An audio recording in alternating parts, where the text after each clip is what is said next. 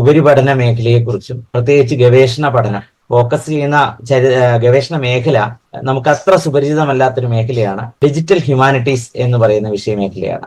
നമുക്ക് ശരണ്യയോട് തന്നെ കൂടുതലായി ഈ ഡിജിറ്റൽ ഹ്യൂമാനിറ്റീസ് എന്ന പഠന മേഖലയെക്കുറിച്ച് കാര്യങ്ങൾ ചോദിച്ചറിയാം. ഹ്യൂമാനിറ്റീസ് മേഖലയിൽ പഠനങ്ങൾക്ക് വേണ്ടി സാങ്കേതികവിദ്യ ഉപയോഗിക്കുക എന്നുള്ളതാണ് വളരെ എളുപ്പത്തിൽ പറഞ്ഞാൽ ഡിജിറ്റൽ ഹ്യൂമാനിറ്റീസ്. കൊളാബറേഷൻ വഴിയാണ് നമുക്ക് ഇത്തരത്തിലുള്ള റിസർച്ച് മുന്നോട്ട് പോവുക എന്നുള്ളത് ഇപ്പൊ കർസോനി മലയാളത്തിന് വേണ്ടി നമ്മളൊരു കീബോർഡ് ഉണ്ടാക്കിയിട്ടുണ്ട്. അത് ഉടനെ തന്നെ അത് പബ്ലിഷ്ഡ് ആവും. അതായത് ഒരു ഹ്യൂമാനിറ്റീസ് പശ്ചാത്തലം മാത്രമുള്ള കുട്ടിക്കും ഇത്തരത്തിലുള്ള ഡിജിറ്റൽ ഹ്യൂമാനിറ്റീസ് പോലുള്ള മേഖലയിലേക്ക് പഠിക്കാൻ എത്താൻ പറ്റും. അതിൽ സംശയമില്ല. ഇല്ല. എങ്ങനെയായിരുന്നു യൂറോപ്യൻ സെൻട്രൽ യൂണിവേഴ്സിറ്റിയിലേക്കുള്ള ഒരു എത്തിച്ചേരൽ? എങ്ങനെയായിരുന്നു? മലയാളം ഇംഗ്ലീഷിൽ പഠിപ്പിക്കുക എന്നൊരു സ്കില്ലാണ് ഇവിടെ സത്യത്തിൽ ശരണ്യയുടെ ഒരു ചവിട്ടുപടിയായിട്ട് മാറുന്നത്. ഈ പ്രൊഫസറിലേക്കുള്ള ഒരു ബന്ധം അത് വളരാനുള്ള കാരണം അതാണ് അല്ലേ? അതാ ഞാൻ പറഞ്ഞത്, ഒരു കാലത്ത് ഞാൻ എടുത്ത കോഴ്സുകളിൽ ഞാൻ റിഗ്രറ്റ് ചെയ്യുന്നില്ല എന്നുള്ളത്. ഗവൺമെന്റിനൊക്കെ അത്തരത്തിൽ ആശങ്കയുണ്ടെങ്കിലും ഗവൺമെന്റ് അതിനുവേണ്ടി സ്കോളർഷിപ്പുകളും കൊടുക്കുന്നുണ്ട്. ഇപ്പം അങ്ങനെ ഇപ്പൊ ഓവർസീസ് സ്കോളർഷിപ്പ് പോലുള്ള സ്കോളർഷിപ്പുകൾ ഇപ്പോ സെൻട്രൽ ഗവൺമെന്റും കേരള ഗവൺമെന്റും കൊടുക്കുന്ന സ്കോളർഷിപ്പുകൾ തന്നെയാണ് കണ്ടുപിടിക്കുക. ഞാൻ ഇവിടെ അപ്ലൈ ചെയ്യുന്ന സമയത്ത് ഇന്ത്യൻ സ്റ്റുഡൻസിനെ കുറിച്ചുള്ള പൊതുവായിട്ടുള്ള ഇവിടെ ഉണ്ടായിരുന്ന ഒരു ധാരണ എന്നെ നെഗറ്റീവായിട്ട് ബാധിച്ചിട്ടുണ്ട്. അതുപോലെ മറ്റൊരു കാര്യം, എന്തെങ്കിലും അസുഖമോ മറ്റോ വന്നാൽ ഉണ്ടാവുന്ന ചികിത്സാ ചെലവിലേക്ക് ഇപ്പൊ സ്കോളർഷിപ്പ് ഉള്ള ഒരാൾക്ക് അതിൽ എന്തെങ്കിലും പ്രൊവിഷൻസ് ഉണ്ടോ? ഇൻഷുറൻസ് പോലെ ഇപ്പൊ എന്റെ യൂണിവേഴ്സിറ്റി സെൻട്രൽ യൂറോപ്യൻ യൂണിവേഴ്സിറ്റിയിൽ വരികയാണെങ്കിൽ സ്റ്റുഡൻസിന് ഇൻഷുറൻസ് ഉണ്ട്. അതിനുവേണ്ടി സ്പെൻഡ് ചെയ്യേണ്ട ടൈം ആൻഡ് എഫേർട്ട് എന്ന് പറയുന്നത് വളരെ വലുതാണ്. നാട്ടിലെ പോലെ അത്ര എളുപ്പത്തിൽ മാനേജ് ചെയ്ത് പോവാവുന്ന ഒരു കാര്യമല്ല ഈ ബ്രിഡ്ജിംഗ് എന്ന് പറയുന്ന സാധനം. നമസ്കാരം. ഇന്ന് നമ്മളോടൊപ്പം ഉള്ളത് ഈ പാലക്കാട് കൊല്ലങ്കോടിനടുത്തുള്ള എലവഞ്ചേരി സ്വദേശിനിയും യൂറോപ്യൻ സെൻട്രൽ യൂണിവേഴ്സിറ്റിയിൽ ചരിത്ര വിഭാഗത്തിൽ, കൃത്യമായി പറഞ്ഞാൽ ഡിപ്പാർട്ട്മെന്റ് ഓഫ് ഹിസ്റ്റോറിക്കൽ സ്റ്റഡീസിൽ ഗവേഷണം നടത്തിക്കൊണ്ടിരിക്കുന്ന ശ്രീമതി ശരണ്യ ചന്ദ്രനാണ്. യൂറോപ്പിലെ ഉപരിപഠന മേഖലയെക്കുറിച്ചും പ്രത്യേകിച്ച് ഗവേഷണ പഠനം ഫോക്കസ് ചെയ്യുന്ന ഗവേഷണ മേഖല നമുക്ക് അത്ര സുപരിചിതമല്ലാത്തൊരു മേഖലയാണ് ഡിജിറ്റൽ ഹ്യൂമാനിറ്റീസ് എന്ന് പറയുന്ന വിഷയമേഖലയാണ്. നമുക്ക് ശരണ്യയോട് തന്നെ കൂടുതലായി ഈ ഡിജിറ്റൽ ഹ്യൂമാനിറ്റീസ് എന്ന പഠന മേഖലയെക്കുറിച്ച് കാര്യങ്ങൾ ചോദിച്ചറിയാം. ഹലോ ശരണ്യ. അപ്പൊ ഈ ഡിജിറ്റൽ ഹ്യൂമാനിറ്റീസ് എന്താണെന്ന് നമുക്ക് പറഞ്ഞ് പരിചയപ്പെടുത്തിക്കൊണ്ട് തുടങ്ങാം. പ്രത്യേകിച്ച് ഉപരിപഠനത്തിനൊക്കെ താല്പര്യപ്പെടുന്ന ഒട്ടേറെ ഗ്രാജുവേറ്റ്സിനും പോസ്റ്റ് ഗ്രാജുവേറ്റ്സിനും ഒക്കെ വെളിച്ചം വീശാവുന്ന ഒരു മേഖലയാണ് ഇതെന്ന് തോന്നുന്നു. അല്ലെങ്കിൽ അവർക്കൊക്കെ പുതിയ അറിവ് ലഭിക്കേണ്ട മേഖലയാണെന്ന് തോന്നുന്നു ഡിജിറ്റൽ ഹ്യൂമാനിറ്റീസിൻ്റെത്. അപ്പൊ നിലവിൽ ഇപ്പം ചെയ്തുകൊണ്ടിരിക്കുന്ന ഗവേഷണത്തിന്റെ വെളിച്ചത്തിൽ ഡിജിറ്റൽ ഹ്യൂമാനിറ്റീസിനെ കുറിച്ചൊന്ന് പറയാമോ? ഡിജിറ്റൽ ഹ്യൂമാനിറ്റീസ് വളരെ എളുപ്പത്തിൽ പറയുകയാണെങ്കിൽ സാങ്കേതികവിദ്യയുടെ സഹായത്തോടെ ഹ്യൂമാനിറ്റീസ് മേഖലയിൽ പഠനങ്ങൾക്ക് വേണ്ടി സാങ്കേതികവിദ്യ ഉപയോഗിക്കുക എന്നുള്ളതാണ് വളരെ എളുപ്പത്തിൽ പറഞ്ഞാൽ ഡിജിറ്റൽ ഹ്യൂമാനിറ്റീസ്. ഇപ്പൊ ഒരു ഉദാഹരണമായിട്ട് പറയുകയാണെങ്കിൽ ഞാൻ പഠിക്കുന്നത് ചരിത്രമാണ്. ചരിത്രത്തിൽ തന്നെ ടെക്നോളജി ഉപയോഗിച്ചുകൊണ്ട് എങ്ങനെ ചരിത്രം കുറച്ചുകൂടി എഫക്റ്റീവായിട്ട് പഠിക്കാം. എന്റെ ഒരു ഗവേഷണം പറയുകയാണെങ്കിൽ ഞാൻ കർസോനി മലയാളം എന്ന് പറയുന്ന ഒരു ലിപിയിലാണ് വർക്ക് ചെയ്യുന്നത്. ആ ലിപിയിൽ 10,000-കണക്കിന് മാനസ്ക്രിപ്റ്റുകൾ, അതായത് മാനസ്ക്രിപ്റ്റുകൾ ഇപ്പോൾ അവൈലബിൾ ആണ്. പല ആർക്കൈവ്സിൽ നിന്നും പലരുടെയും പേഴ്സണൽ ശേഖരണത്തിൽ നിന്നും ഒക്കെ കണ്ടെത്തിയിട്ടുള്ള മാനസ്ക്രിപ്റ്റുകളാണ്. ഇതെല്ലാം ഡിജിറ്റൈസ് ചെയ്യപ്പെട്ടിട്ടുണ്ട്. അപ്പൊ ഈ ഡിജിറ്റൈസ് ചെയ്തതിൽ മാത്രമല്ല ടെക്നോളജി കൊണ്ട് നമുക്ക് ചെയ്യാൻ പറ്റുക. ഇങ്ങനെ ഡിജിറ്റൈസ് ചെയ്ത മെറ്റീരിയൽസ് കൊണ്ട് നമുക്ക് എന്തൊക്കെ ഹിസ്റ്ററിയിൽ ചെയ്യാൻ പറ്റും എന്നുള്ളതാണ് എന്റെ ഗവേഷണത്തിന്റെ ഒരു ഭാഗം എന്ന് പറയുന്നത്. അതായത് ഇപ്പൊ 3 പേര് ചേർന്ന് ഒരു 10,000-കണക്കിന് പുസ്തകം വായിക്കുന്നത് വെച്ചാൽ വെറുതെ വായിക്കുന്നതല്ല, അത് പഠിക്കുക. അതിൽ ഓരോ വരിയും അത് ആരെഴുതിയതാണ്, എപ്പോൾ എഴുതിയതാണ്, ഏത് കോണ്ടെക്സ്റ്റിൽ എഴുതിയതാണ്, എന്താണ് അതിലെ ഭാഷ, എന്താണ് അതിലെ കണ്ടന്റ്, അങ്ങനെ എല്ലാം പറയാൻ പറ്റുന്ന രീതിയിൽ അത്രയും പുസ്തകങ്ങൾ പഠിക്കുക എന്നുള്ളതിന്റെ ഒരു സമയം നമുക്ക് ഒട്ടും പ്രഡിക്റ്റ് ചെയ്യാൻ പറ്റാത്ത അത്രയും സമയം വേണം. പക്ഷെ ടെക്നോളജിയുടെ പല സാധ്യതകൾ ഉപയോഗിച്ചുകൊണ്ട്, പല പുതിയ ടൂളുകളും ഉപയോഗിച്ചുകൊണ്ട് ഇത്രയും അധികം മാനുസ്ക്രിപ്റ്റുകളെ പഠിക്കാനും അതിൽ നിന്ന് ചരിത്രത്തെ പുനർനിർമ്മിക്കാനും കഴിയാന്നുള്ളതാണ് ഡിജിറ്റൽ ഹ്യൂമാനിറ്റീസ് തുറന്നു വെക്കുന്ന, ഹ്യൂമാനിറ്റീസ് ചരിത്രത്തിൽ മാത്രമല്ല ഹ്യൂമാനിറ്റീസ് മേഖലകളിലാകെ തുറന്നു വെക്കുന്ന ഒരു സാധ്യത എന്ന് പറയുന്നത്.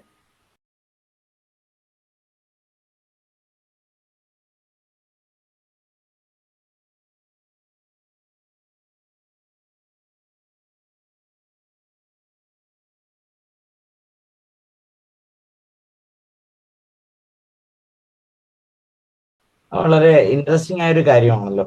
ഇതിൽ ഇപ്പം ചരിത്ര മേഖലയിലല്ല, ചരിത്രത്തിലല്ലാതെ മറ്റ് ഹ്യൂമാനിറ്റീസ് വിഷയങ്ങളിലും ഭാഷാ വിഷയങ്ങളിലും ഈ പഠന മേഖലയ്ക്ക് സാധ്യതകളുണ്ടോ? ഉണ്ട്. ഭാഷാ മേഖലയിൽ തീർച്ചയായിട്ടും ഉണ്ട്. ഭാഷ മാത്രം കേന്ദ്രീകരിച്ചുകൊണ്ട് പല പഠനങ്ങളും നടക്കുന്നുണ്ട്. അതിന് ഉദാഹരണമാണ് മലയാളം കമ്പ്യൂട്ടിംഗ് പോലുള്ള, സ്വതന്ത്ര മലയാളം കമ്പ്യൂട്ടിംഗ് പോലുള്ള കമ്മ്യൂണിറ്റികൾ നമ്മൾ കേരളത്തിൽ തന്നെ ചെയ്തുകൊണ്ടിരിക്കുന്ന പല പ്രൊജക്ടുകളും. ഇപ്പൊ സ്വതന്ത്ര മലയാളം കമ്പ്യൂട്ടിങ്ങിന്റെ വെബ്സൈറ്റിലൊക്കെ നോക്കിക്കഴിഞ്ഞാൽ അതിന്റെ കൂടുതൽ ഡീറ്റെയിൽസ് ഒക്കെ, അതിലെ പലരും വളണ്ടിയറിംഗ് ആയിട്ടും അല്ലാതെയും ഒക്കെ ചെയ്യുന്ന പല പ്രവർത്തനങ്ങളും നമുക്ക് കാണാൻ പറ്റും. അതിന്റെ അവരെന്തൊക്കെയാണ് ചെയ്യുന്നത്, എങ്ങനെയൊക്കെയാണ് അത് ചെയ്യുന്നത് എന്നുള്ള ഡീറ്റെയിൽസ് ഒക്കെ അവരുടെ ഇതിലുണ്ട്. ഇപ്പൊ എന്റെ ഒരു അനുഭവത്തിൽ പറയുകയാണെങ്കിൽ, അല്ലെങ്കിൽ ഞാൻ ചെയ്യുന്ന ഒരു റിസർച്ച് ബേസ് ചെയ്ത് പറയുകയാണെങ്കിൽ, ഞാൻ ഇതിലേക്ക് വരാൻ എന്നെ ഇൻഫ്ലുവൻസ് ചെയ്തിട്ടുള്ളതും സ്വതന്ത്ര മലയാളം കമ്മ്യൂണിറ്റിങ്ങും അല്ലെങ്കിൽ മലയാളം കമ്മ്യൂണിറ്റി തന്നെയാണ്. കേരളത്തിലുള്ള ആളുകളൊക്കെ തന്നെയാണ് ഇതിനെ സഹായിച്ചിട്ടുള്ളതും എല്ലാ കാലത്തും ഇതിനു വേണ്ടി നമ്മളെ ഇൻഫ്ലുവൻസ് ചെയ്തിട്ടുള്ളതൊക്കെ. അപ്പോ അങ്ങനെയാണ് മലയാളത്തിന്റെ ലിപി ചരിത്രത്തിൽ ഞാൻ ഇൻട്രസ്റ്റഡ് ആവുന്നതും ലിപിയെ കുറിച്ച് പഠിക്കുന്നതും. അങ്ങനെ ഒരു പ്രത്യേക ലിപിയിൽ ഘർഷണ മലയാളം എന്ന് പറയുന്ന 16-17 നൂറ്റാണ്ടുകളിലൊക്കെ ഉപയോഗിച്ചിരുന്ന ഒരു ലിപിയിലേക്ക് എന്റെ ശ്രദ്ധ പോകുന്നതും ഞാൻ ആ ലിപി പഠിക്കുന്നതും എല്ലാം ചെയ്യുന്നത്. ആ ലിപി നമ്മൾ പറയാ, ഇപ്പൊ മലയാളത്തിന്റെ കേസിൽ മാത്രമാണ് ഞാൻ പറയുന്നത്, ഇത് ഡിജിറ്റൽ ഹ്യൂമാനിറ്റീസ് ഭാഷയ്ക്ക് വേണ്ടി ചെയ്യുന്ന, അല്ലെങ്കിൽ ഭാഷയിൽ ചെയ്യുന്ന പലതരം പ്രവർത്തനങ്ങളിൽ അല്ലെങ്കിൽ പലതരം സാധ്യതകളിൽ വളരെ ചെറിയ ഒന്ന് മാത്രമാണ്. ഇപ്പൊ പ്രധാനമായിട്ടും 17-ാം നൂറ്റാണ്ടിലാണ് ഈ ലിപി ഉണ്ടായതെന്ന് പറയുന്നു. അപ്പൊ മലയാളത്തിന്റെ ചരിത്രത്തിൽ നമ്മൾ പഠിക്കുന്നുണ്ട്, മറ്റേ വട്ടെഴുത്ത്, കോലെഴുത്ത് പോലുള്ള ലിപികളിൽ നിന്നാണ് മലയാളം ഉണ്ടായിട്ടുള്ളത്. ആ സമയത്ത് മലയാളത്തിന്റെ ഇതെടുത്ത് നോക്കുകയാണെങ്കിലും ഒരു 17-ാം നൂറ്റാണ്ട് കഴിയുന്നതോടുകൂടി കൂടുതൽ സംസ്കൃതത്തിന്റെ സ്വാധീനമുള്ളൊരു മലയാളമായിട്ട് മാറുന്നു. ഇപ്പോൾ നമ്മൾ ഉപയോഗിക്കുന്ന മലയാളം അത്തരം സംസ്കൃതത്തിന്റെ സ്വാധീനം വളരെ കൂടുതലായിട്ടുള്ള മലയാളം തന്നെയാണ്. പക്ഷെ ഞാൻ ഈ ലിപി ഉപയോഗിച്ച് കൈകാര്യം ചെയ്യുന്ന മാനസ്ക്രിപ്റ്റുകളിലെ മലയാളം എന്ന് പറയുന്നത് വളരെ നാടൻ ചുവയുള്ള, സംസ്കൃത വാക്കുകളെ പോലും മലയാളീകരിച്ച് ഉപയോഗിക്കുന്ന രീതിയിലുള്ള ഒരു മലയാളമാണ്. അപ്പോൾ ആ സമയത്തെ നാട്ടുഭാഷ ഏതായിരുന്നു എന്നും ആ നാട്ടുഭാഷയിൽ ഉണ്ടായിരുന്ന ഇന്ന് അർത്ഥം മാറിപ്പോയ പല വാക്കുകളും, അതുപോലെ ഇപ്പൊ ഞാൻ വർക്ക് ചെയ്യുന്ന മാനുസ്ക്രിപ്റ്റുകൾ പലതും ജെസ്യൂട്ട് മിഷണറിമാരുടെ മാനുസ്ക്രിപ്റ്റുകളാണ്.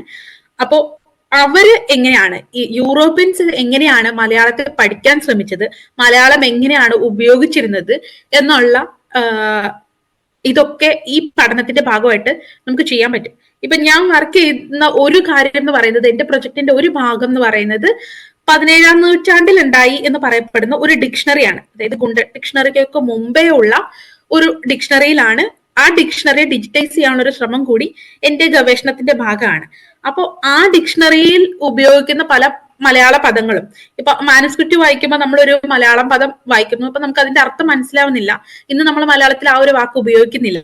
ഗുണ്ടട്ടിന്റെ ഡിക്ഷണറി തെരഞ്ഞു പോകുന്നു, ആ ഡിക്ഷണറിയിലും അങ്ങനെ ഒരു വാക്കില്ല. പക്ഷെ ഈ ഡിക്ഷണറി തെരഞ്ഞു പോകുമ്പോൾ അങ്ങനെ ഒരു വാക്കുണ്ട്. മലയാളത്തിൽ ഇന്ന് നമുക്കറിയാം, മലയാളത്തിൽ ഇന്ന് നിലനിൽക്കുന്ന പല വാക്കുകളും പോർച്ചുഗീസ് എന്നും ഗ്രീക്ക് എന്നും സുറിയാനിന്നും അതുപോലെ ലാറ്റിൻ ഒക്കെ നമ്മൾ വാക്കുകൾ കടമെടുത്തിട്ടുണ്ട്.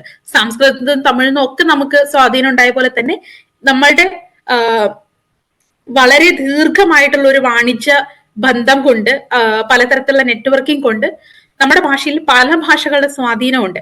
അപ്പോൾ ആ ഭാഷയിൽ ആ ഭാഷയിൽ നിന്ന് അന്ന് നമ്മൾ സ്വീകരിച്ചിട്ടുള്ള ഒരു വാക്ക് അന്നത് കേരളത്തിന്റെ കോണ്ടെക്സ്റ്റിൽ എങ്ങനെയാണ് ഉപയോഗിച്ചിരുന്നത്, എങ്ങനെയാണ് അത് പ്രൊനൗൺസ് ചെയ്തിരുന്നത് എന്ന് പോലും നമുക്ക് മനസ്സിലാക്കാൻ പറ്റും. അത് ഇപ്പൊ ഈ ഡിക്ഷണറി എന്ന് പറയുന്ന ഈ ഡിക്ഷണറിക്ക് 4-5 കോപ്പികളുണ്ട്. അതിന്റെ ചെറിയ ചെറിയ പതിപ്പുകൾ പോലും കണക്കാക്കുമ്പോൾ 100-ൽ പരം കോപ്പികളുണ്ട് ഈ ഡിക്ഷണറിക്ക്. അതില് ഒരു പൂർണ്ണമായിട്ട് എല്ലാ വാക്കുകളും അടങ്ങിയ ഒരു ഡിക്ഷണറി എന്ന് പറയുന്നത് അത് 24,000-ഓളം എൻട്രികളാണ് ആ ഡിക്ഷണറിയിൽ ഉള്ളത്. അപ്പൊ അത്രയും ഡിക്ഷണറി നമുക്ക് ഒറ്റയ്ക്ക് ആ പകുതി കീറിപ്പോയ, പകുതി ഓട്ടയായ, അധികം തെളിച്ചമില്ലാത്ത 17-ാം നൂറ്റാണ്ടിലെ രേഖകൾ എടുത്ത് ഒരു മനുഷ്യൻ വായിച്ചു തീർക്കുന്നതും HTR പോലെയുള്ള ഡോക്യുമെന്റിനെ സ്ക്രിപ്റ്റ് ആക്കി മാറ്റുന്ന സാങ്കേതിക വിദ്യ ഉപയോഗിച്ച് അത് മാറ്റി അതിൽ നിന്ന് എളുപ്പത്തിൽ വായിച്ചെടുത്ത് അതിനെ ഇന്റർപ്രറ്റ് ചെയ്യുന്നതും തമ്മിൽ നല്ല വ്യത്യാസമുണ്ട്. അപ്പോൾ അങ്ങനെ ഭാഷയെ പഠിക്കാനും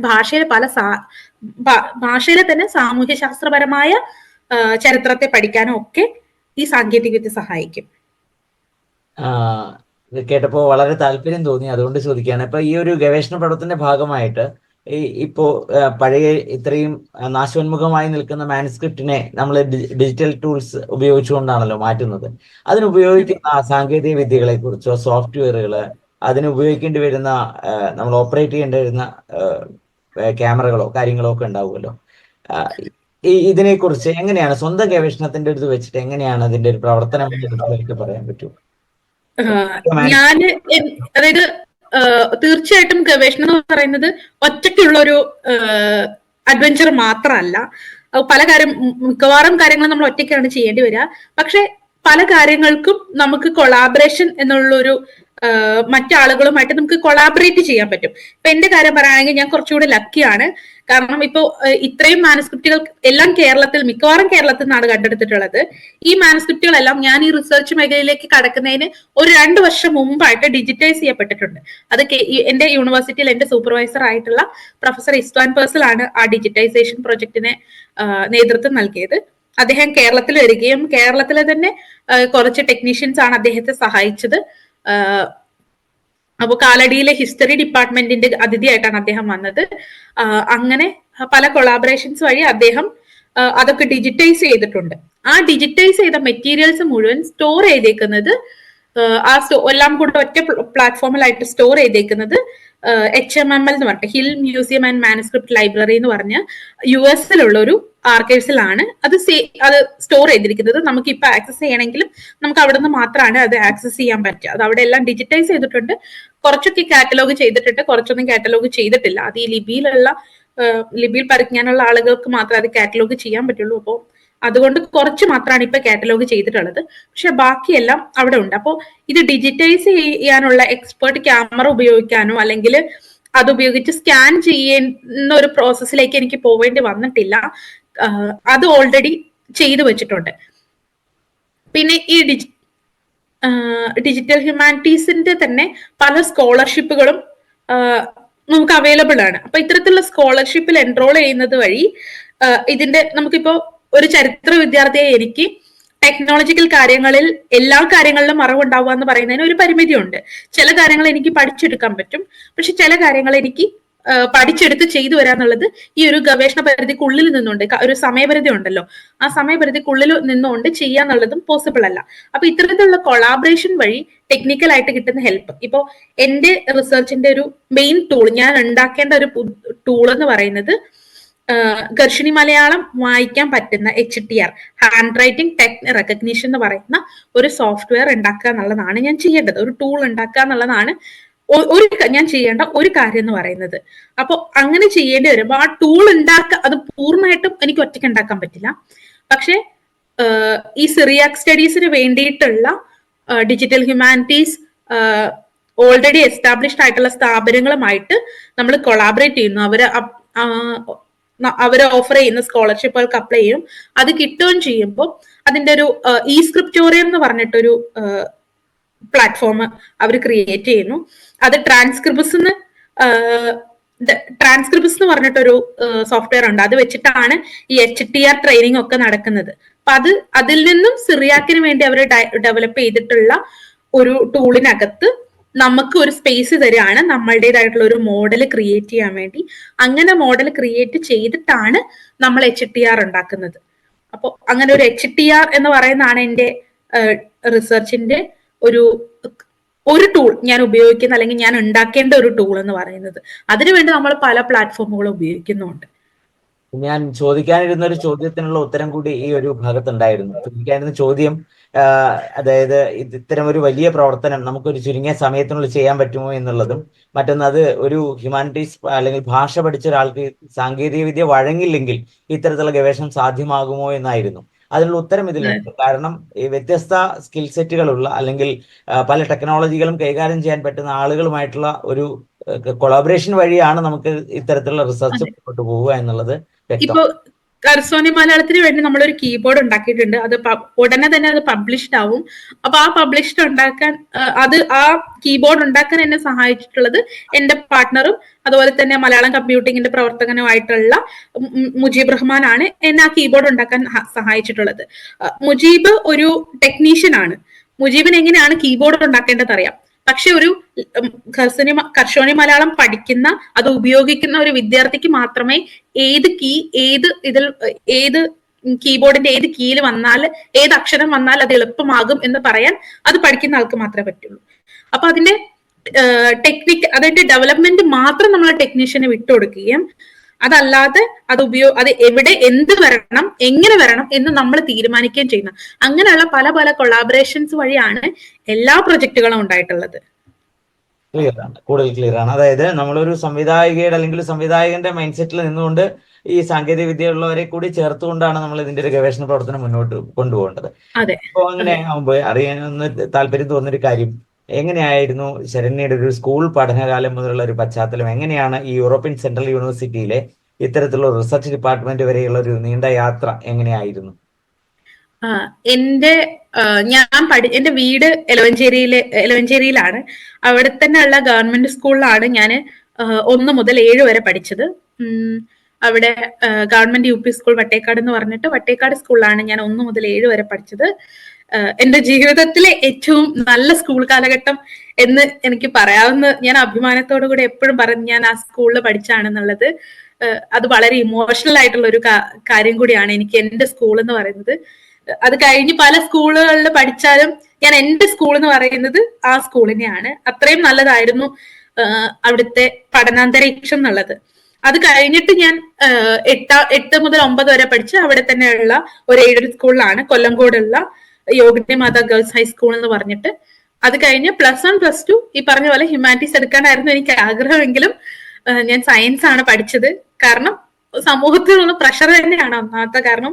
എല്ലാവരും സയൻസ് എടുക്കുന്നു, സയൻസ് ആണ് നല്ലത്, മാർക്കുള്ള കുട്ടികളൊക്കെ സയൻസ് ആണ് എടുക്കുക, അങ്ങനെയുള്ള കുറെ പ്രഷർ ഉണ്ടായിരുന്നു. അപ്പൊ അങ്ങനെയുള്ളൊരു പ്രഷറിന്റെ പുറത്താണ് സയൻസ് എടുക്കുന്നത്. പിന്നെ ആ സ്കൂളും വീടിനടുത്തായിരുന്നു. അപ്പൊ ആ സമയത്ത് ഹ്യൂമാനിറ്റീസും ജേർണലിസം ഒക്കെ പഠിക്കാനായിരുന്നു എന്റെ താല്പര്യം. പക്ഷെ അതിന് പോകാൻ പറ്റിയില്ല. +1 നല്ല മാർക്കുണ്ടായിരുന്നു. +2 ആയപ്പോ എനിക്ക് മനസ്സിലായി ഇതല്ല എന്റെ റൂട്ട്, എനിക്ക് ഇത് പഠിക്കാൻ പറ്റില്ല എന്നുള്ളത്. അപ്പൊ +2 അത്യാവശ്യം നല്ല മാർക്കോട് കൂടെ തന്നെയാണ് പാസ്സായതൊക്കെ. പക്ഷെ പിന്നെ കോളേജിലേക്ക് അപ്ലൈ ചെയ്യുമ്പോൾ ഞാൻ തീരുമാനിച്ചു, ഞാനത് എൻട്രൻസും ഒക്കെ എഴുതിയിട്ടുണ്ടായിരുന്നു. പക്ഷെ ഞാൻ തീരുമാനിച്ചു ഇതല്ല എനിക്കുള്ള വഴി, ഈ വഴി പോയാൽ ഞാൻ ഹാപ്പി ആയിരിക്കില്ല എന്നുള്ളൊരു സാധനം ഉണ്ടല്ലോ. അപ്പൊ ആ ഒരു സാധനം എന്തുകൊണ്ടോ അപ്പൊ തിരിച്ചറിയാൻ പറ്റി. സമയത്തുണ്ടായി എന്നുള്ളത് വളരെ പ്രധാനം. എങ്കിലും ചോദിക്കാൻ, ഈ സയൻസ് +2 പഠിച്ചത് പിന്നീടുള്ള പഠനത്തിന് സഹായകരമായിരുന്നു ഏതെങ്കിലും? തീർച്ചയായിട്ടും. ഞാൻ ഒരിക്കലും ഞാൻ ആ പ്രഷർ കൊണ്ടാണ് സയൻസ് എടുത്തെങ്കിൽ പോലും അതിൽ ഞാൻ റിഗ്രറ്റ് ചെയ്യുന്നില്ല. ഇപ്പൊ അത് തെറ്റായി പോയി, ഞാൻ അപ്പൊ തന്നെ ഹ്യൂമാനിറ്റീസ് പഠിക്കാമായിരുന്നു, അങ്ങനെയൊന്നും എനിക്ക് തോന്നുന്നില്ല. കാരണം ആ സ്കൂൾ കാലഘട്ടം നല്ലതായിരുന്നു. മാത്രമല്ല അതിൽ നിന്ന് കുറെ സ്കില്ലുകൾ ഞാൻ ഡെവലപ്പ് ചെയ്തിട്ടുണ്ട്. ഇപ്പോ ഡാറ്റ അനാലിസിസ് പോലുള്ള ഒരു മേഖലയിൽ വർക്ക് ചെയ്യേണ്ടി വരുമ്പോ, അല്ലെങ്കിൽ ഒന്നും വേണ്ട, മലയാളം പഠിക്കുമ്പോ തന്നെ പല ലോജിക്കുകളും വളരെ പെട്ടെന്ന് മനസ്സിലാവാൻ സയൻസിന്റെ ചില സാധ്യതകൾ സഹായിച്ചിട്ടുണ്ടെന്ന് തന്നെയാണ് പറയാം. പ്രത്യേകിച്ച് മാത്തമാറ്റിക്സ്. ആ സമയത്ത് എനിക്ക് കുറച്ചുകൂടി മാർക്കുള്ളതും ഞാൻ താല്പര്യം കാണിച്ചിട്ടുള്ളതുമായിട്ടുള്ള ഒരു സബ്ജക്ട് മാത്തമാറ്റിക്സ് ആണ്. അത് അവിടുത്തെ ടീച്ചറുടെ ഒരു ഇൻഫ്ലുവൻസ് കൂടിയാണ്. അപ്പൊ ആ ഒരു മാത്സിലെ കുറെ ടെക്നിക്കുകൾ പിന്നീട് പല മത്സര പരീക്ഷകൾക്ക്, ഇപ്പം നെറ്റ്, JRF പോലുള്ള പരീക്ഷകൾ എഴുതുമ്പോൾ പോലും ആ സമയത്ത് നമ്മൾ മാത്സിൽ ഉപയോഗിച്ചിട്ടുള്ള പല ലോജിക്സ്, പല ട്രിക്കുകൾ, അതുപോലെ പെട്ടെന്ന് ചില കാര്യങ്ങള് അനലൈസ് ചെയ്യാനുള്ള ഒരു ടെക്നിക്ക്, അങ്ങനത്തെ സാധനങ്ങളൊക്കെ സയൻസ് പഠിച്ചുകൊണ്ട് ഉണ്ടായിട്ടുള്ളതാണ്. അത് മാത്രമല്ല സബ്ജക്റ്റിലുള്ള അറിവ്, അത് ഏത് സബ്ജക്റ്റിലുള്ള അറിവായാലും എല്ലാ കാലത്തും നമുക്ക് ഉപയോഗപ്പെടുന്ന തന്നെയാണ്. അതിൽ ഞാൻ റിഗ്രറ്റ് ചെയ്യുന്നൊന്നുമില്ല, അതിലെനിക്ക് കുറ്റബോധം തീരെയില്ല. പക്ഷെ ജീവിതത്തിന്റെ പല സമയത്തും അത് ഉപയോഗപ്പെട്ടിട്ടുണ്ട്.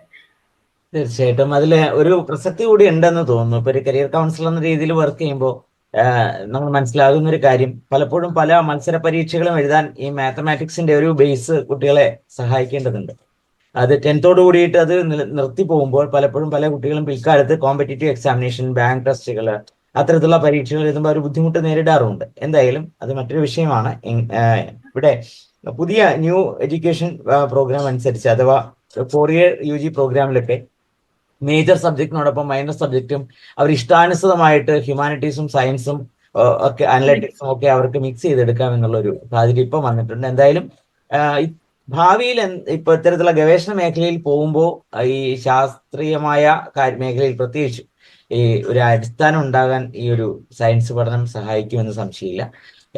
എന്ന് വെച്ച് അതില്ലാത്ത കുട്ടികൾക്ക് മറ്റേ ഇതൊന്നും ക്രാക്ക് ചെയ്യാൻ പറ്റില്ല എന്നും ഞാൻ വിശ്വസിക്കുന്നില്ല. ഓരോരുത്തരുടെ ടാലന്റ് അനുസരിച്ച്, അല്ലെങ്കിൽ അവർ അതിനുവേണ്ടി സമർപ്പിക്കുന്ന സമയം, അവരുടെ കഠിനാധ്വാനവും എല്ലാം അതിന് ഇതാണ്. എന്റെ അധ്വാനം കുറച്ച് കുറയ്ക്കാൻ എന്നെ അത് ഹെൽപ്പ് ചെയ്തിട്ടുണ്ടെന്ന് മാത്രമേ ഉള്ളൂ. പക്ഷെ അത് മറ്റൊരാളെ ഹെൽപ്പ് ചെയ്യണം എന്നില്ല. എന്റെ പേഴ്സണൽ ഒരു ഇതെന്ന് പറയുന്നതാണ് എന്ന് മാത്രം ഇതിനെ കണ്ടാൽ മതി. ഞാൻ ഇതിനെ ജനറലൈസ് ചെയ്യുന്നില്ല. ഓക്കെ, നന്നായി. അതായത് ഒരു ഹ്യൂമാനിറ്റീസ് പശ്ചാത്തലം മാത്രമുള്ള കുട്ടിക്കും ഇത്തരത്തിലുള്ള ഡിജിറ്റൽ ഹ്യൂമാനിറ്റീസ് പോലുള്ള മേഖലയിലേക്ക് പഠിക്കാൻ എത്താൻ പറ്റും, അതിൽ സംശയമില്ല. എങ്ങനെയായിരുന്നു യൂറോപ്യൻ സെൻട്രൽ യൂണിവേഴ്സിറ്റിയിലേക്കുള്ള ഒരു എത്തിച്ചേരൽ? എങ്ങനെയായിരുന്നു? ഞാൻ ഡിഗ്രി പഠിച്ചത് ഫങ്ഷണൽ ഇംഗ്ലീഷ് ആണ്. ഞാൻ ഇത് വ്യക്തമായിട്ട് പറയുന്നത്, നിങ്ങൾ ഒരു സ്ട്രീമിൽ മാത്രം പഠിച്ചു പോയാൽ നിങ്ങൾക്ക് ഇന്ന ജോലിയിൽ എത്താൻ പറ്റും എന്നുള്ളൊരു ധാരണ പൊളിക്കാൻ വേണ്ടിയിട്ടാണ് ഞാൻ എന്റെ മൊത്തം കാര്യങ്ങൾ പറയുന്നത്. ഞാൻ BA ഫങ്ഷണൽ ഇംഗ്ലീഷ് ആണ് പഠിച്ചത് SN കോളേജിൽ. നമുക്ക് ഓരോ കോഴ്സ് കഴിയുമ്പോഴും ഓരോ തിരിച്ചറിവ് ഉണ്ടാവുമല്ലോ. എനിക്ക് മിക്കവാറും കോഴ്സ് കഴിയുമ്പോൾ തിരിച്ചറിവ് ഇത് എനിക്ക് പറ്റിയതല്ല എന്നുള്ളതായിരുന്നു. അങ്ങനെ +2 ഫങ്ഷണൽ ഇംഗ്ലീഷും കഴിഞ്ഞപ്പോൾ ഉള്ള എന്റെ ഞാൻ ജേർണലിസ്റ്റ് ആവുക എന്നുള്ള ഒരു ലക്ഷ്യത്തോട് കൂടിയിട്ടാണ് ഫങ്ഷണൽ ഇംഗ്ലീഷ് പഠിച്ചത്. അപ്പൊ പാലക്കാട് നമുക്ക് ആക്സസ് ചെയ്യാൻ പറ്റുന്ന ഒരു ജേർണലിസം കോഴ്സ്, അതൊരു നമുക്ക് പൈസ ഒന്നും കൊടുക്കാതെ പഠിക്കാൻ പറ്റുന്ന ഒരു കോഴ്സ് അന്ന് SN കോളേജിലെ ഫങ്ഷണൽ ഇംഗ്ലീഷ് ആണെന്നുള്ളൊരു ധാരണയിലാണ് ഞാൻ അവിടെ എത്തിയത്. പക്ഷെ 3 വർഷത്തെ ഇംഗ്ലീഷ് പഠനത്തിൽ അതൊരു ഇംഗ്ലീഷ് ലിറ്ററേച്ചർ പഠനമായിരുന്നു കൂടുതലും എന്ന് എനിക്ക് തോന്നുകയും അതല്ല എനിക്ക് വേണ്ടത്. പിന്നെ ജേർണലിസത്തോടുള്ള താല്പര്യവും അപ്പൊ എനിക്ക് കുറഞ്ഞു തുടങ്ങിയിട്ടുണ്ടായിരുന്നു.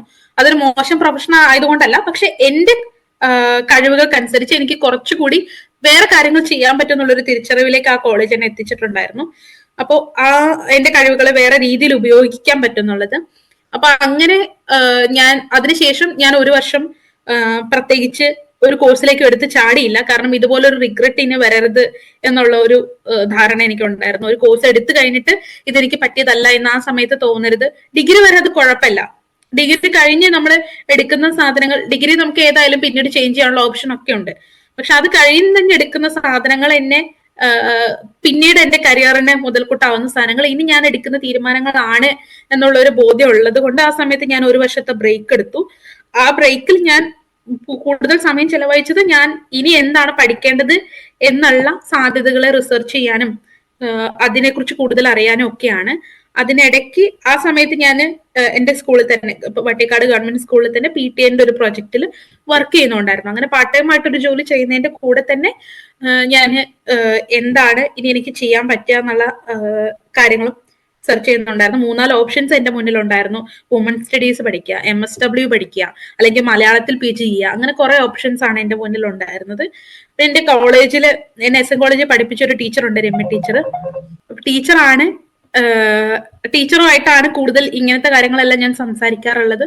ഞാൻ എന്റെ ഓപ്ഷൻസ് ഒക്കെ ടീച്ചറോട് സംസാരിക്കുന്ന സമയത്താണ് ടീച്ചർ ഇങ്ങനെ ഒരു സാധനം സജസ്റ്റ് ചെയ്തത്. മലയാളം നിനക്ക് കുറച്ചുകൂടി നന്നായിട്ട് വഴങ്ങും, ഒരു ഇത് കാഴ്ചവെച്ചിട്ടുണ്ട്, അപ്പൊ നിനക്ക് മലയാളം കുറച്ചുകൂടി വഴങ്ങും, നീ അതിനെ കുറിച്ച് ആലോചിച്ച് നോക്ക് എന്നുള്ളൊരു ഓപ്ഷൻ എനിക്ക് തരുന്നത്.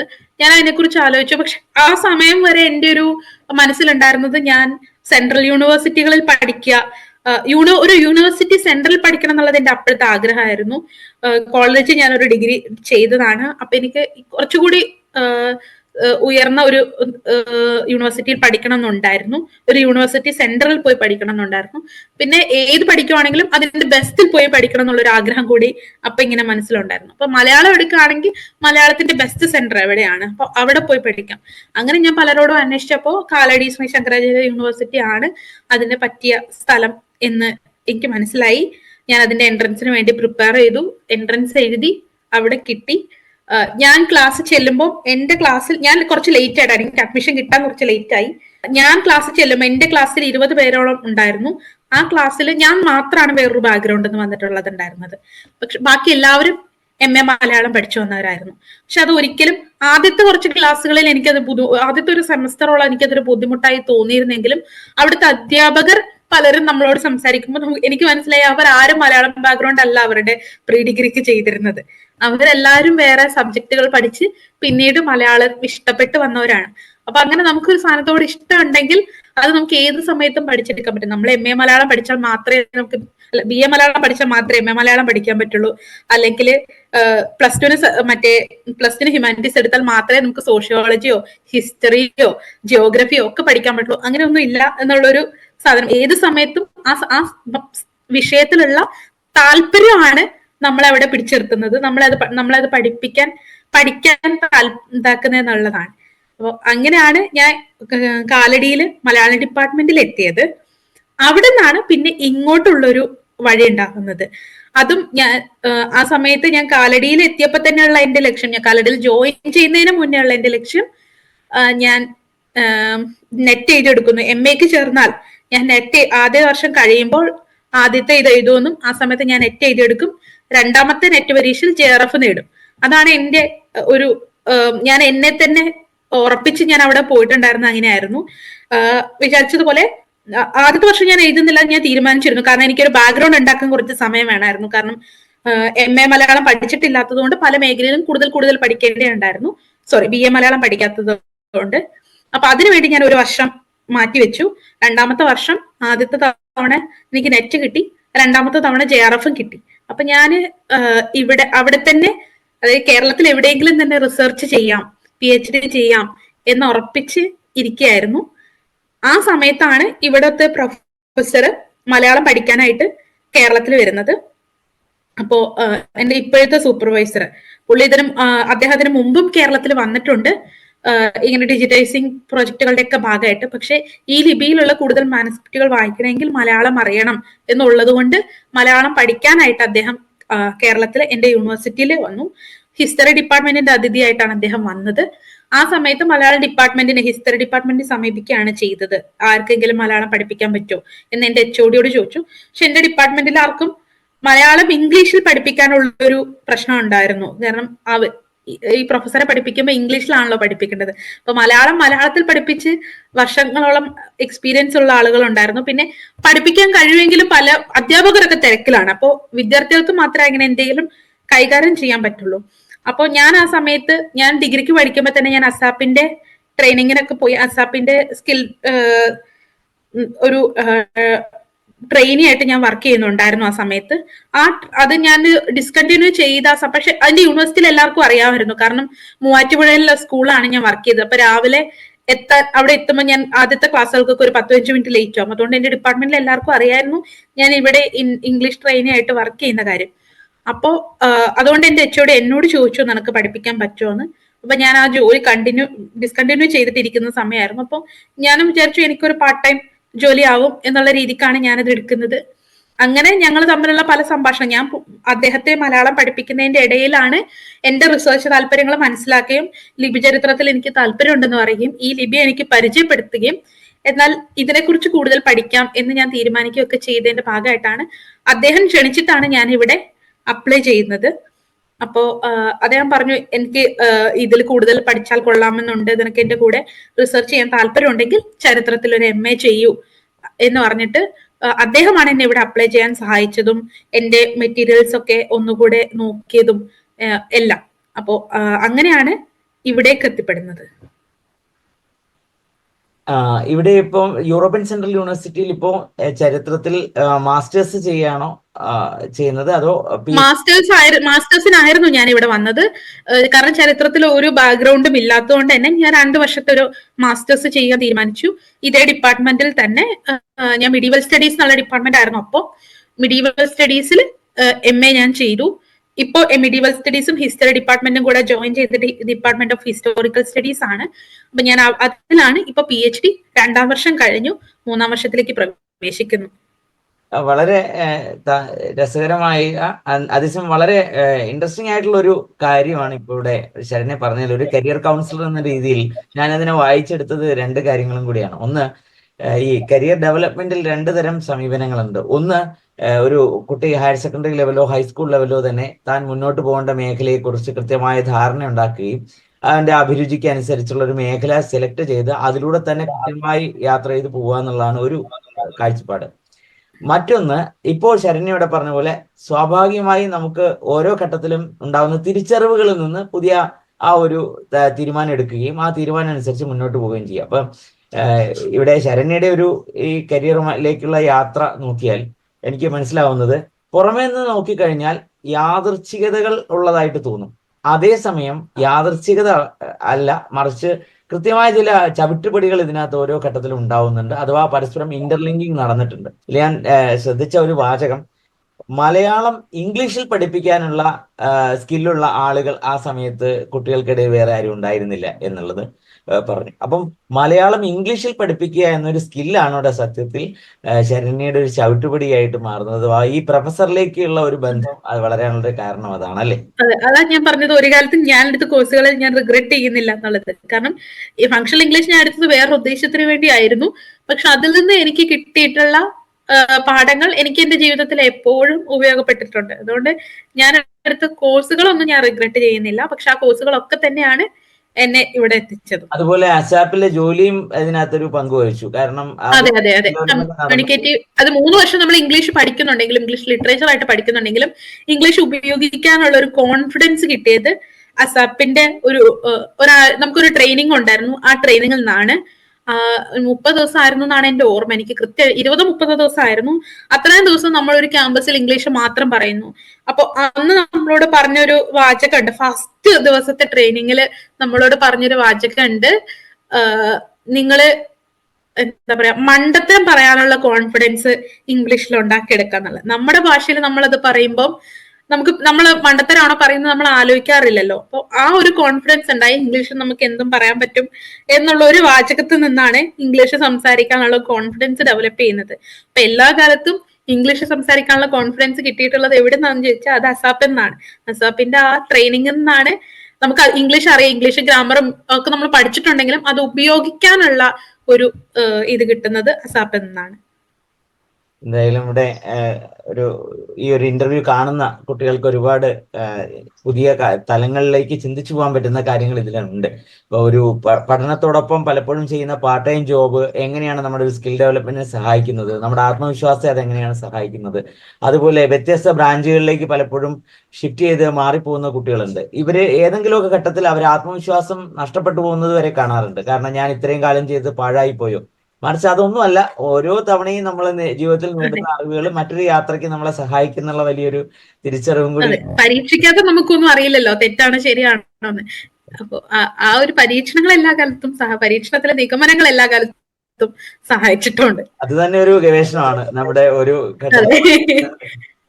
തീർച്ചയായിട്ടും ഇത് വളരെ പ്രധാന കാര്യം. കാരണം എന്ന് വെച്ച് കഴിഞ്ഞാൽ ചെറുപ്പക്കാരുടെ ഒരു മൈൻഡ് സെറ്റ് ഇന്ന് ഒരുപാട് ഡിസ്റ്റർബ്ഡ് ആണ്. പലപ്പോഴും ഇപ്പം നമുക്ക് കേരളത്തിൽ ഇപ്പം നിൽക്കുന്ന ഒരു കോണ്ടക്സ്റ്റ് എന്താണെന്ന് വെച്ച് കഴിഞ്ഞാൽ കുട്ടികളെല്ലാവരും വിദേശ പഠനത്തിന് പോകുന്നു. ഇതിനെക്കുറിച്ച് ആശങ്ക പുലർത്തുന്നവരാണ് സർക്കാർ അടക്കം, അധ്യാപകരും മുതിർന്ന തലമുറയിൽപ്പെട്ടവരൊക്കെ ഇതിനെക്കുറിച്ച് ആശങ്കകളും പുലർത്തുന്നുണ്ട്. ആശങ്ക അസ്ഥാനത്തൊന്നുമല്ല, ചില പൊളിറ്റിക്കൽ ഇഷ്യൂസ് ഒക്കെ ഇപ്പം യൂറോപ്പിലും അതുപോലെ തന്നെ കാനഡ, UK ഒക്കെ നമ്മൾ കേട്ടുകൊണ്ടിരിക്കുകയാണ്. പക്ഷെ ഒരു കാര്യമുണ്ട്, ഇവിടെ ഒരു കൃത്യമായ ഗവേഷണത്തിനോ പോകുന്ന ഉദ്ദേശം വളരെ കൃത്യമായിട്ട് ഒരാൾക്ക് ഇത്തരം പ്രതിസന്ധികളൊന്നും മുന്നിൽ ഉണ്ടാവുന്നില്ല, അല്ലെ? അതെ, ഗവൺമെന്റിനൊക്കെ അത്തരത്തിൽ ആശങ്കയുണ്ടെങ്കിലും ഗവൺമെന്റ് അതിനുവേണ്ടി സ്കോളർഷിപ്പുകളും കൊടുക്കുന്നുണ്ട്. ഇപ്പൊ ഓവർസീസ് സ്കോളർഷിപ്പ് പോലുള്ള സ്കോളർഷിപ്പുകൾ ഇപ്പോ സെൻട്രൽ ഗവൺമെന്റും കേരള ഗവൺമെന്റും കൊടുക്കുന്ന സ്കോളർഷിപ്പുകൾ തന്നെയാണ്. അപ്പോ പുറത്തു പോയി പഠിക്കാൻ ആശങ്ക മാത്രമല്ല, അതിനുള്ള സാധ്യതകളും സർക്കാർ ഒരുക്കി വെക്കുന്നുണ്ട്. പക്ഷെ ഈ ആശങ്ക ഈ പറയുന്ന പോലെ എന്തെങ്കിലും ഒരു കോഴ്സ് ചെയ്യുക, എന്തെങ്കിലും ഒരു ജോലി കണ്ടുപിടിക്കുക. ഞാൻ ഇവിടെ അപ്ലൈ ചെയ്യുന്ന സമയത്ത് ഇന്ത്യൻ സ്റ്റുഡൻസിനെ കുറിച്ചുള്ള പൊതുവായിട്ടുള്ള ഇവിടെ ഉണ്ടായിരുന്ന ഒരു ധാരണ എന്നെ നെഗറ്റീവായിട്ട് ബാധിച്ചിട്ടുണ്ട്. അതായത് ഞാൻ ഇന്റർവ്യൂ എന്നെ നമുക്ക് ഇന്റർവ്യൂ പ്രോസസ് ഉണ്ട്. ഇന്റർവ്യൂ പ്രോസസ്സിന്റെ സമയത്ത് എന്റെ പ്രൊഫസർ എന്നെ വാൺ ചെയ്തിരുന്നു, ഇന്ത്യൻ സ്റ്റുഡൻസ് ഒക്കെ ഇവിടെ വരുന്നത് സ്ഥലം കാണാനും ജസ്റ്റ് കോഴ്സ് എന്നുള്ള പേരിൽ എന്തെങ്കിലും ഒരു കോഴ്സ് എടുത്തിട്ട് പിന്നീട് ഇവിടെ പാർട്ട് ടൈം ജോലികൾ ചെയ്ത് എന്തെങ്കിലും ഒരു പാർട്ട് ടൈം ജോലിയിൽ നിന്ന് കയറി പോകാൻ പറ്റിക്കഴിഞ്ഞാൽ ആ ജോലിയിലേക്ക് പോവാ, പഠിത്തം പൂർണ്ണമായിട്ട് ഉപേക്ഷിക്കുക, അങ്ങനെ ഒരു ടെൻഡൻസി ഇവിടെ ഉണ്ട്. അതുകൊണ്ട് ഇന്ത്യൻ സ്റ്റുഡൻസിനെ എല്ലാവരും ആ ഒരു കണ്ണിലായിരിക്കും ജഡ്ജ് ചെയ്യുക. സോ ബിവെയർ ഓഫ് ഇറ്റ് എന്നുള്ളത് എന്നോട് മുൻപ് തന്നെ പ്രൊഫസർ പറഞ്ഞിരുന്നു. അപ്പോ ആ ഒരു ഒന്നോ രണ്ടോ സ്റ്റുഡൻസ് ചെയ്യുന്ന സാധനം പോലും ഇപ്പൊ മൂന്നാം ലോക രാജ്യത്ത് നിന്ന് ഏത് രാജ്യത്തു നിന്ന് വരുന്ന കുട്ടികളായാലും ആ കുട്ടികളെ കാണുന്നത് ആ രാഷ്ട്രത്തിന്റെ അല്ലെങ്കിൽ അവർ വരുന്ന സ്ഥലത്തിന്റെ പ്രതിനിധിയായിട്ടാണ്. അത് യൂറോപ്യൻസിനോ അല്ലെങ്കിൽ അമേരിക്കൻസിനോ അങ്ങനെ ബാധിക്കണമെന്നില്ല. അവർ അവരുടെ രാജ്യത്തിന്റെ പ്രതിനിധിയായിട്ട് മാത്രമായിരിക്കില്ല കാണുക. പക്ഷെ മൂന്നാം ലോകത്തു നിന്നൊരു കുട്ടി ഒരു ഒന്നാം ലോക രാജ്യത്ത് വന്ന് പഠിക്കുമ്പോൾ തീർച്ചയായിട്ടും അവർ ആ രാജ്യത്തിന്റെ പ്രതിനിധിയായിട്ടും അവർ ചെയ്യുന്ന എല്ലാം ആ രാജ്യത്തിന്റെ സ്വഭാവമായിട്ടും വിലയിരുത്താനുള്ള ടെൻഡൻസി വളരെ കൂടുതലാണ്. അപ്പൊ അത്തരത്തിലുള്ളൊരു ജഡ്ജ്മെന്റ് ആദ്യം തന്നെ ഉണ്ടായിരുന്നു. അത് വളരെ നെഗറ്റീവായിട്ട് ഇന്റർവ്യൂവിൽ മുഴുവൻ അത് പ്രതിഫലിക്കുകയും ചെയ്തിരുന്നു. അങ്ങനെ ഒരു കാഴ്ചപ്പാടിലാണ് അവർ നമ്മളെ കാണുന്നത് എന്നുള്ളൊരു സാധനം നമുക്ക് അറിയാൻ പറ്റുന്നുണ്ടായിരുന്നു. പക്ഷെ നമുക്ക് ആരെയും കുറ്റം പറയാൻ പറ്റില്ല. നമുക്ക് കിട്ടിയ ഓപ്പർച്യൂണിറ്റി നമ്മൾ അതല്ല എന്ന് തെളിയിക്കാൻ വേണ്ടി ഉപയോഗിക്കുക മാത്രമേ നമുക്ക് ചെയ്യാൻ പറ്റുള്ളൂ. തീർച്ചയായിട്ടും നമ്മൾ ഇത്തരത്തിലുള്ള ഒരു കാര്യത്തിൽ ഈ സ്റ്റേറ്റ്മെന്റ് ഓഫ് പേർപ്പസ് വളരെ ഇമ്പോർട്ടന്റ് ആണല്ലോ. അപ്പൊ ഇത് ഈ കൃത്യതയോടുകൂടി SOP തയ്യാറാക്കാൻ പോകുന്ന ആൾക്ക് തന്നെ സാധിക്കേണ്ടത്. ഇവിടെ ഈ ഒരു കാര്യത്തിലും പലപ്പോഴും വരുന്നവരുടെ പർപ്പസ് അവിടെ ഒരു PR കിട്ടുക എന്നതാണെങ്കിൽ ഈ പറഞ്ഞ കാര്യമാണ്, പ്രൊഫസേഴ്സ് പറഞ്ഞ കാര്യമാണ് അവിടെ പ്രതിഫലിക്കുക പ്രവർത്തനത്തിലുടനീളം. ആ ഗവേഷണമോ പഠനമോ ആയിരിക്കില്ല അവരുടെ ഫോക്കസ്, മറിച്ച് പുറത്ത് ഉള്ള കാര്യങ്ങളിലായിരിക്കും അവരുടെ ഫോക്കസ് ഉണ്ടാവുക. ഇതാണ് നെഗറ്റീവായ എഫക്റ്റ് ഇവിടെ പലപ്പോഴും ഉണ്ടാക്കുന്നത്, അല്ലെ? അതെ. നിങ്ങൾക്ക് ഇവിടെ ഒരു കോഴ്സിൽ ഇപ്പൊ ഒരു വർഷത്തേക്കാണ് ഇവിടെ വിസ കിട്ടുക. ഒരു വർഷത്തേക്ക് ഇവിടെ വന്നു കഴിഞ്ഞാൽ അടുത്ത വർഷത്തേക്കുള്ള ഇത് നമുക്ക് പെർമിറ്റ് നമുക്ക് റിന്യൂ ചെയ്യണമെങ്കിൽ നമുക്ക് കൃത്യമായിട്ടുള്ള സ്കോർ ഇവിടെ ഉണ്ടായിരിക്കണം. നമ്മൾ എടുത്ത കോഴ്സിൽ വിജയിക്കാനുള്ള മാർക്ക് നമുക്ക് ഉണ്ടെങ്കിൽ മാത്രം. അത് ഓരോ ഗവൺമെന്റും ഓരോ രീതിയിലാണ്. ഇപ്പൊ ഓസ്ട്രേലിയ ഇത്ര പെർസെന്റേജ് നമുക്ക് വേണമെന്ന് പറഞ്ഞാൽ ഇത്ര പെർസെന്റേജ് നമ്മൾക്ക് ആ വർഷത്തെ മാർക്ക് കാണിക്കാൻ പറ്റിയാൽ മാത്രമേ നമുക്ക് വിസ റിന്യൂ ചെയ്യാൻ പറ്റുള്ളൂ. അങ്ങനെ മാർക്ക് കാണിക്കാൻ പറ്റാത്തവരായിരിക്കും ചിലപ്പോൾ അതിന് മുമ്പേ വേറെ ജോലികൾ കണ്ടുപിടിച്ച് മാറുന്നത്, അല്ലെങ്കിൽ ആ ജോലി മാത്രം മനസ്സിൽ കണ്ടു വന്നവരായിരിക്കാം അങ്ങനെ മാറിപ്പോകുന്നതൊക്കെ. പക്ഷെ ഇവിടുത്തെ ഒരു സിസ്റ്റത്തിൽ നിന്ന് എനിക്ക് മനസ്സിലായിട്ടുള്ള കാര്യം, പരീക്ഷയല്ല ഇവിടെ മാർക്ക് ഇടുന്നത്. ഇപ്പൊ ഞാൻ പഠിച്ച MA പരീക്ഷ ആയിരുന്നില്ല, കമ്പൽസറി ആയിട്ടുള്ള 1-2 പരീക്ഷകൾ ഉണ്ടായിരുന്നു. അതല്ലാതെ അത് ഏറ്റവും ഫസ്റ്റ് ഇയറിൽ 1-2 പേപ്പറുകൾ നമ്മൾ നിർബന്ധം, നമ്മൾ മെയിൻ പേപ്പേഴ്സ് എന്ന് പറയില്ലേ, അങ്ങനെ 1-2 പേപ്പറുകൾ ഉണ്ടായിരുന്നു. ആ പേപ്പറുകളിൽ മാത്രമാണ് പരീക്ഷ എന്നുള്ളൊരു സാധനം ഉണ്ടായിരുന്നത്. അത് കോവിഡിന്റെ സമയം ആയതുകൊണ്ട് പലതും ഓപ്പൺ ടെക്സ്റ്റ് എക്സാം വരെ ഉണ്ടായിട്ടുണ്ട്. അപ്പോൾ എക്സാമിന്റെ സ്വഭാവം വേറെയാണ്. എക്സാം ഇവിടെ ഉണ്ട്, പക്ഷെ ഇങ്ങനെ വളരെ നിർബന്ധമായിട്ടുള്ള 1-2 പേപ്പറുകൾക്ക് മാത്രമാണ് എക്സാം ഉള്ളത്. ബാക്കിയൊക്കെ അസൈൻമെന്റ്, നമ്മളുടെ പ്രസന്റേഷൻ, നമ്മുടെ ക്ലാസ്സിലെ പെർഫോമൻസ്, ഇതിനൊക്കെ അനുസരിച്ചിട്ടാണ് നമുക്ക് മാർക്ക് വരുന്നത്. ഏതെങ്കിലും ഒരു ഘടകമല്ല നമ്മുടെ മാർക്ക് തീരുമാനിക്കുന്നത്. ഇപ്പൊ സ്വാഭാവികമായിട്ട് പഠിക്കാൻ വേണ്ടി നമ്മൾ ഇവിടെ വരുന്ന സമയത്ത് ഇതിലെല്ലാം നമ്മൾ പാർട്ടിസിപ്പേറ്റ് ചെയ്യും. ഇതിന്റെ എല്ലാ അടിസ്ഥാനത്തിലും നമുക്ക് മാർക്ക് കിട്ടും. ആ മാർക്ക് ഉണ്ടെങ്കിൽ മാത്രമേ നമുക്ക് ഇവിടെ നമ്മുടെ വിസ റിന്യൂ ചെയ്യാൻ പറ്റുള്ളൂ. ഇല്ലെങ്കിൽ നമുക്ക് ഒരിക്കലും നമ്മുടെ വിസ റിന്യൂ ചെയ്ത് കിട്ടില്ല. ഒരു ഓവറോൾ പെർഫോമൻസ് അതുപോലെ വളരെ കോംപ്രഹെൻസീവ് ആയിട്ട് ആ പഠന സമയത്തെ ഉപയോഗിക്കണം എന്നുള്ളത് തന്നെയാണ്, അല്ലെ? വെറും നമ്മളൊരു നാട്ടിലുള്ള സിസ്റ്റം അനുസരിച്ച് പരീക്ഷയ്ക്ക് വേണ്ടി പഠിക്കുക, പരീക്ഷ എഴുതുക, മാർക്ക് ലിസ്റ്റ് വാങ്ങിക്കുക എന്നുള്ളൊരു സമ്പ്രദായം അല്ല ഇത്തരം രാജ്യങ്ങളിലുള്ളത്. വാല്യുവേഷൻ തന്നെ വേറെയാണ്. ഇപ്പൊ ഞാനിപ്പോ ഒരു കോഴ്സ് പഠിപ്പിക്കാൻ സഹായിക്കുന്നുണ്ട്, TAship ചെയ്യുന്നുണ്ട്. നമ്മൾ PhDന്റെ ഒപ്പം നമ്മൾ നിർബന്ധമായിട്ടും ചെയ്യേണ്ട ഒരു കാര്യമാണ് ടീച്ചിങ് അസിസ്റ്റന്റ് എന്നുള്ളത്. ഏതെങ്കിലും ഒരു പ്രൊഫസറെ ഒരു കോഴ്സ് ഓർഗനൈസ് ചെയ്യാനും അത് പഠിപ്പിക്കാനും അത് വാല്യുവേറ്റ് ചെയ്യാനും സഹായിക്കുക. അതിന് നമുക്ക് ക്രെഡിറ്റ് ഉണ്ട്. ആ ടീച്ചിങ് പ്രാക്ടീസ് നമുക്ക് അതിന്റെ ഒപ്പം കിട്ടണം. ഇവിടുത്തെ PhDന്റെ ഒരു വ്യത്യാസമായിട്ട് എനിക്ക് തോന്നിയിട്ടുള്ള ഒരു കാര്യം അതും കൂടിയാണ്. അപ്പോ ആ ഒരു TAship ചെയ്യുമ്പോൾ തന്നെ നമുക്ക് കോഴ്സ് ഓർഗനൈസ് ചെയ്യുമ്പോൾ അല്ലെങ്കിൽ നമ്മളൊരു കോഴ്സ് പഠിക്കുമ്പോൾ തന്നെ അതിന്റെ ഇവാലുവേഷൻ പല രീതിയിലാണ്. ചില കോഴ്സുകൾ തീരുമാനിക്കുന്നത് നിങ്ങൾ കോഴ്സ് കഴിയുമ്പോൾ ലാസ്റ്റ് ഒരു അസൈൻമെന്റ് എഴുതി തരണം. ആ അസൈൻമെന്റ് ആണ് നിങ്ങളുടെ മാർക്കിന്റെ ഒരു 50% എന്ന് പറയുന്നത്.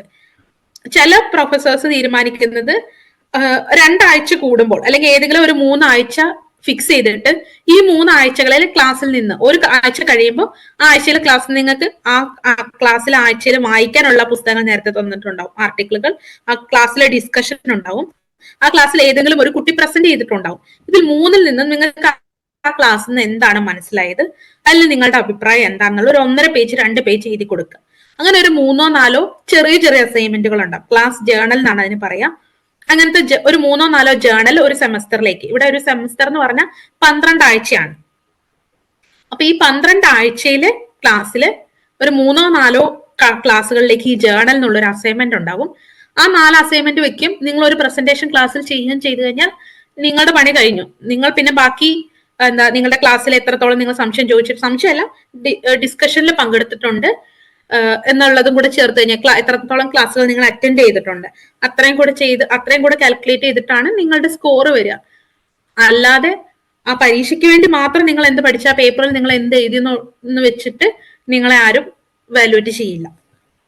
ചില കോഴ്സുകൾ അങ്ങനെയുണ്ട്, ചില കോഴ്സുകൾ ഡിസൈൻ ചെയ്തിരിക്കുന്നത് അങ്ങനെയാണ്. പ്രത്യേകിച്ച് ഭാഷ പഠിക്കുമ്പോൾ അതങ്ങനെയാണ്. ഇപ്പൊ ഞാൻ എന്റെ ഗവേഷണത്തിന് വേണ്ടി ഞാൻ പഠിച്ചിട്ടുള്ള ഭാഷ സിറിയാക്കാണ്. സിറിയാക്കിൽ ഇപ്പൊ ബിഗിനർ, ഇന്റർമീഡിയറ്റ്, അതുപോലെ അഡ്വാൻസ്ഡ്, അങ്ങനെ 3 രീതിയിലുള്ള കോഴ്സുകളുണ്ട്. ആ കോഴ്സുകൾ പഠിക്കുമ്പോൾ ഓഫ് കോഴ്സ് നിങ്ങൾക്ക് ഭാഷ നിങ്ങളുടെ അസൈൻമെന്റുകൾ വെച്ച് മാത്രം ജഡ്ജ് ചെയ്യാൻ പറ്റിക്കൊള്ളണമെന്നില്ല. ഭാഷ ഇതിന് പരീക്ഷയുണ്ട്. അങ്ങനെയുള്ള കോഴ്സുകൾക്ക് പരീക്ഷയുണ്ട്. പിന്നെ ഞാൻ എന്റെ യൂണിവേഴ്സിറ്റിയിൽ തുടർന്ന് വരുന്ന സിസ്റ്റത്തെ കുറിച്ചാണ് പറയുന്നത്. പല യൂണിവേഴ്സിറ്റികളിലും പല രീതിയിലായിരിക്കാം, പക്ഷെ കൂടുതലും പരീക്ഷകൾ കുറവാണ് എന്നുള്ളൊരു ധാരണയാണ് എനിക്കുള്ളത്. ഇവിടെ ചുരുക്കത്തിൽ നാട്ടിൽ സാമ്പ്രദായികമായിട്ടുള്ള ഒരു പഠനം നടത്തി വരുന്ന ഒരാൾക്ക് ഒരു ബ്രിഡ്ജിങ് ആവശ്യമുണ്ട് ഇത്തരം യൂണിവേഴ്സിറ്റിയിലേക്ക് പഠനത്തിനോ ഗവേഷണത്തിനോ വരുമ്പോൾ. അതെ, ആദ്യത്തെ വർഷം വളരെ ഡിഫിക്കൽട്ട് ആയിരുന്നു. ഒന്നാമത് കോവിഡ് ആയിരുന്നു, എനിക്ക് ഇങ്ങോട്ട് വരാൻ പറ്റില്ല. ഞാൻ ഒരു വർഷം മുഴുവൻ ഓൺലൈൻ ആയിട്ടാണ് പഠിച്ചത്. അപ്പോ നമുക്ക് പരിചയമില്ലാത്തൊരു സിസ്റ്റം, ഓൾറെഡി ഒരു ബ്രിഡ്ജ് ആവശ്യമുള്ളൊരു സിസ്റ്റം, ആ സിസ്റ്റം ഓൺലൈനും കൂടെ ചെയ്യേണ്ടി വരുന്നതിന്റെ ഒരു ബുദ്ധിമുട്ട് നല്ലോണം ഉണ്ടായിരുന്നു. പക്ഷെ ഇവിടെ വന്നു കഴിഞ്ഞ് കുറച്ച് കഴിഞ്ഞപ്പോൾ അത് ഓക്കെ ആവുകയും ചെയ്തു. ഇവിടെ വരുന്ന ആദ്യത്തെ ഒരു സെമസ്റ്റർ എല്ലാവർക്കും ബുദ്ധിമുട്ടാണ്. ഏറെക്കുറെ 5 വർഷത്തോളം ആയി അപ്പം വിയന്നയിൽ ആയിട്ടല്ലേ? 5 വർഷം ആയിട്ടില്ല. ഞാൻ 2021 ഡിസംബറിലാണ് വന്നത്. 1.5 വർഷം ഞാൻ ഓൺലൈൻ ആയിരുന്നു. 2021 ലാസ്റ്റ് ആണ് ഞാൻ വന്നത് ഇങ്ങോട്ടേക്ക്. ഇപ്പൊ നിലവിൽ ഇപ്പം PhD ചെയ്തുകൊണ്ടിരിക്കുന്നതിന് സ്കോളർഷിപ്പ് അവൈലബിൾ ആണോ? ഇപ്പൊ ചെയ്തോണ്ടിരിക്കുന്നതിന് അവൈലബിൾ ആണ്. 1 വർഷം കൂടി എനിക്ക് ഫണ്ടിങ് ഉണ്ട്. PG പഠനത്തിന് ഫണ്ട് ലഭിക്കുമോ? PG പഠനത്തിന് ഫണ്ടിങ് ലഭിക്കും. PG പഠനത്തിന്റെ സ്കോളർഷിപ്പ് ഡിഫറെന്റ് ആണ്. അത് എന്താന്ന് വെച്ച് കഴിഞ്ഞാല് എല്ലാവർക്കും ഒരേ ടൈപ്പിലുള്ള സ്കോളർഷിപ്പ് അല്ല കിട്ടുക. നമ്മളുടെ ആവശ്യത്തിനനുസരിച്ച്, നമ്മളുടെ പെർഫോമൻസ്, നമ്മളുടെ മാർക്ക്, അതിനൊക്കെ അനുസരിച്ച് നമുക്ക് കിട്ടുന്ന സ്കോളർഷിപ്പിൽ വ്യത്യാസം ഉണ്ടാകും. നമ്മളുടെ ഇന്റർവ്യൂ പെർഫോമൻസ്, നമ്മൾ വെക്കുന്ന പ്രപ്പോസൽ, ഇതെല്ലാം ബേസ് ചെയ്തിട്ടാണ് നമുക്ക് ഏത് സ്കോളർഷിപ്പാണ് തരാന്നുള്ളത് ഇവർ തീരുമാനിക്കുന്നത്. ഇപ്പൊ നിലവിൽ ഇപ്പൊ നമ്മുടെ ഇന്ത്യയിൽ പഠിച്ചുകൊണ്ടിരിക്കുന്ന ഒരു കുട്ടിക്ക്, ഒരു UG പഠനം നടത്തിക്കൊണ്ടിരിക്കുന്ന ഒരാള് മറ്റ് ഏജൻസികളുടെ ഒന്നും സഹായമില്ലാതെ വിയന്ന പോലെ ഒരു രാജ്യത്തേക്ക് വരികയാണെങ്കിൽ എന്തൊക്കെ തയ്യാറെടുപ്പുകളാണ് ഈ കുട്ടികൾ ചെയ്യേണ്ടത്? അതായത് കൃത്യമായിട്ട് ഇവരുടെ സൈറ്റുകൾ നോക്കുക. ഇപ്പൊ യൂണിവേഴ്സിറ്റിന്റെ സൈറ്റാണ്. എല്ലാ യൂണിവേഴ്സിറ്റിക്കും ഒരു വിസ അസിസ്റ്റന്റ് അവരുടെ വെബ് പേജിൽ തന്നെ ഉണ്ടാവും. എന്തൊക്കെ ഡോക്യുമെന്റ്സ് ആണ് നിങ്ങൾ കരുതേണ്ടത്. പിന്നെ എക്സ്റ്റേണൽ ലിങ്കുകൾ ഉണ്ടാവും ഗവൺമെന്റ് വെബ്സൈറ്റിലേക്കുള്ളത്. അങ്ങനെ ഫ്രോഡ് ചെയ്യപ്പെടാത്ത രീതിയിൽ ഗവൺമെന്റ് വെബ്സൈറ്റുകളിൽ നിന്നും യൂണിവേഴ്സിറ്റി വെബ്സൈറ്റിൽ നിന്നും മാത്രം ഡീറ്റെയിൽസ് എടുത്തിട്ട് അവര് പറയുന്നത് പോലുള്ള പ്രോസസ്സ് ചെയ്യാം. പിന്നെ already chat with an alumni എന്ന് പറഞ്ഞിട്ടുള്ള ഒരു അല്ലെങ്കിൽ ചാറ്റ് വിത്ത് കറന്റ് സ്കോളർ എന്ന് പറഞ്ഞിട്ടുള്ള ഒരു ഓപ്ഷൻ എല്ലാ യൂണിവേഴ്സിറ്റിയും പ്രൊവൈഡ് ചെയ്യുന്നുണ്ട്. അപ്പൊ അവർക്ക് മെസ്സേജ് അയക്കുക. അപ്പൊ നിങ്ങളുടെ രാജ്യത്തു നിന്നുള്ള ആരെങ്കിലും കോണ്ടാക്ട് കിട്ടുമെങ്കിൽ അവിടുന്ന് അവരെ കോണ്ടാക്ട് ചെയ്യുക. എന്നിട്ട് അവരെന്തൊക്കെ ഡോക്യുമെന്റ്സ് ആണ് വെച്ചത് എന്ന് ചോദിക്കുക. കൃത്യമായിട്ട് എന്താ പറയാ, എംബസിയിൽ അപ്പോയിന്റ്മെന്റ് എടുക്കാനും ഡോക്യുമെന്റ് പ്രൊഡ്യൂസ് ചെയ്യാനും ചെയ്തു കഴിഞ്ഞാൽ സുഖമായിട്ട് വരാവുന്നതേ ഉള്ളൂ. ഞാനിപ്പോ ഒരു ഏജൻസിന്റെ സഹായം ഇല്ലാതെയാണ് വന്നത്. ഇവിടെ പഠിക്കുന്ന മിക്കവാറും പേര് ഇങ്ങനെ പിന്നീട് വരുന്ന സ്റ്റുഡൻസിനെ നമുക്ക് ഹെൽപ്പ് ചെയ്യാൻ പറ്റിയിട്ടുണ്ട്. ഇന്ന ഡോക്യുമെന്റ്സ് വെക്കണം, ഇന്ന സമയത്ത് പോകണം, ഇന്ന സമയത്ത് അപ്പോയിന്റ്മെന്റ് എടുക്കണം, അങ്ങനെ പറഞ്ഞു കൊടുക്കാനും പറ്റിയിട്ടുണ്ട്. അതിലൊന്നും നമുക്ക് പ്രശ്നമില്ല. അങ്ങനെ ഗൈഡ് ചെയ്യുന്നത് കൊണ്ടും കുഴപ്പമില്ല. അപ്പൊ അങ്ങനെ നമ്മളെ ഗൈഡ് ചെയ്ത് പിന്നീടും ഇപ്പോ കേരളത്തിൽ നിന്ന് മാത്രം ഇവിടെ ഒരു 10ഓളം സ്റ്റുഡൻസ് പഠിക്കുന്നുണ്ടെന്നാണ് എൻ്റെ ഒരു ഇത്. കഴിഞ്ഞ വർഷം 10ഓളം സ്റ്റുഡൻസ് ഉണ്ടായിരുന്നു. ഇത്തവണ ഏകദേശം 5 to 10 സ്റ്റുഡൻസ് കേരളത്തിൽ നിന്ന് മാത്രം ഇവിടെ ഉണ്ട്. വിയന്നയിലെ പഠനത്തിന് ഏത് തരത്തിലുള്ള ലാംഗ്വേജ് ടെസ്റ്റുകൾ പാസ്സാവേണ്ടതുണ്ടോ? അത് ഓരോ യൂണിവേഴ്സിറ്റിക്കും ഓരോ നിങ്ങൾ എടുക്കുന്ന കോഴ്സിനും അനുസരിച്ച് അത് മാറ്റം ഉണ്ടാവും.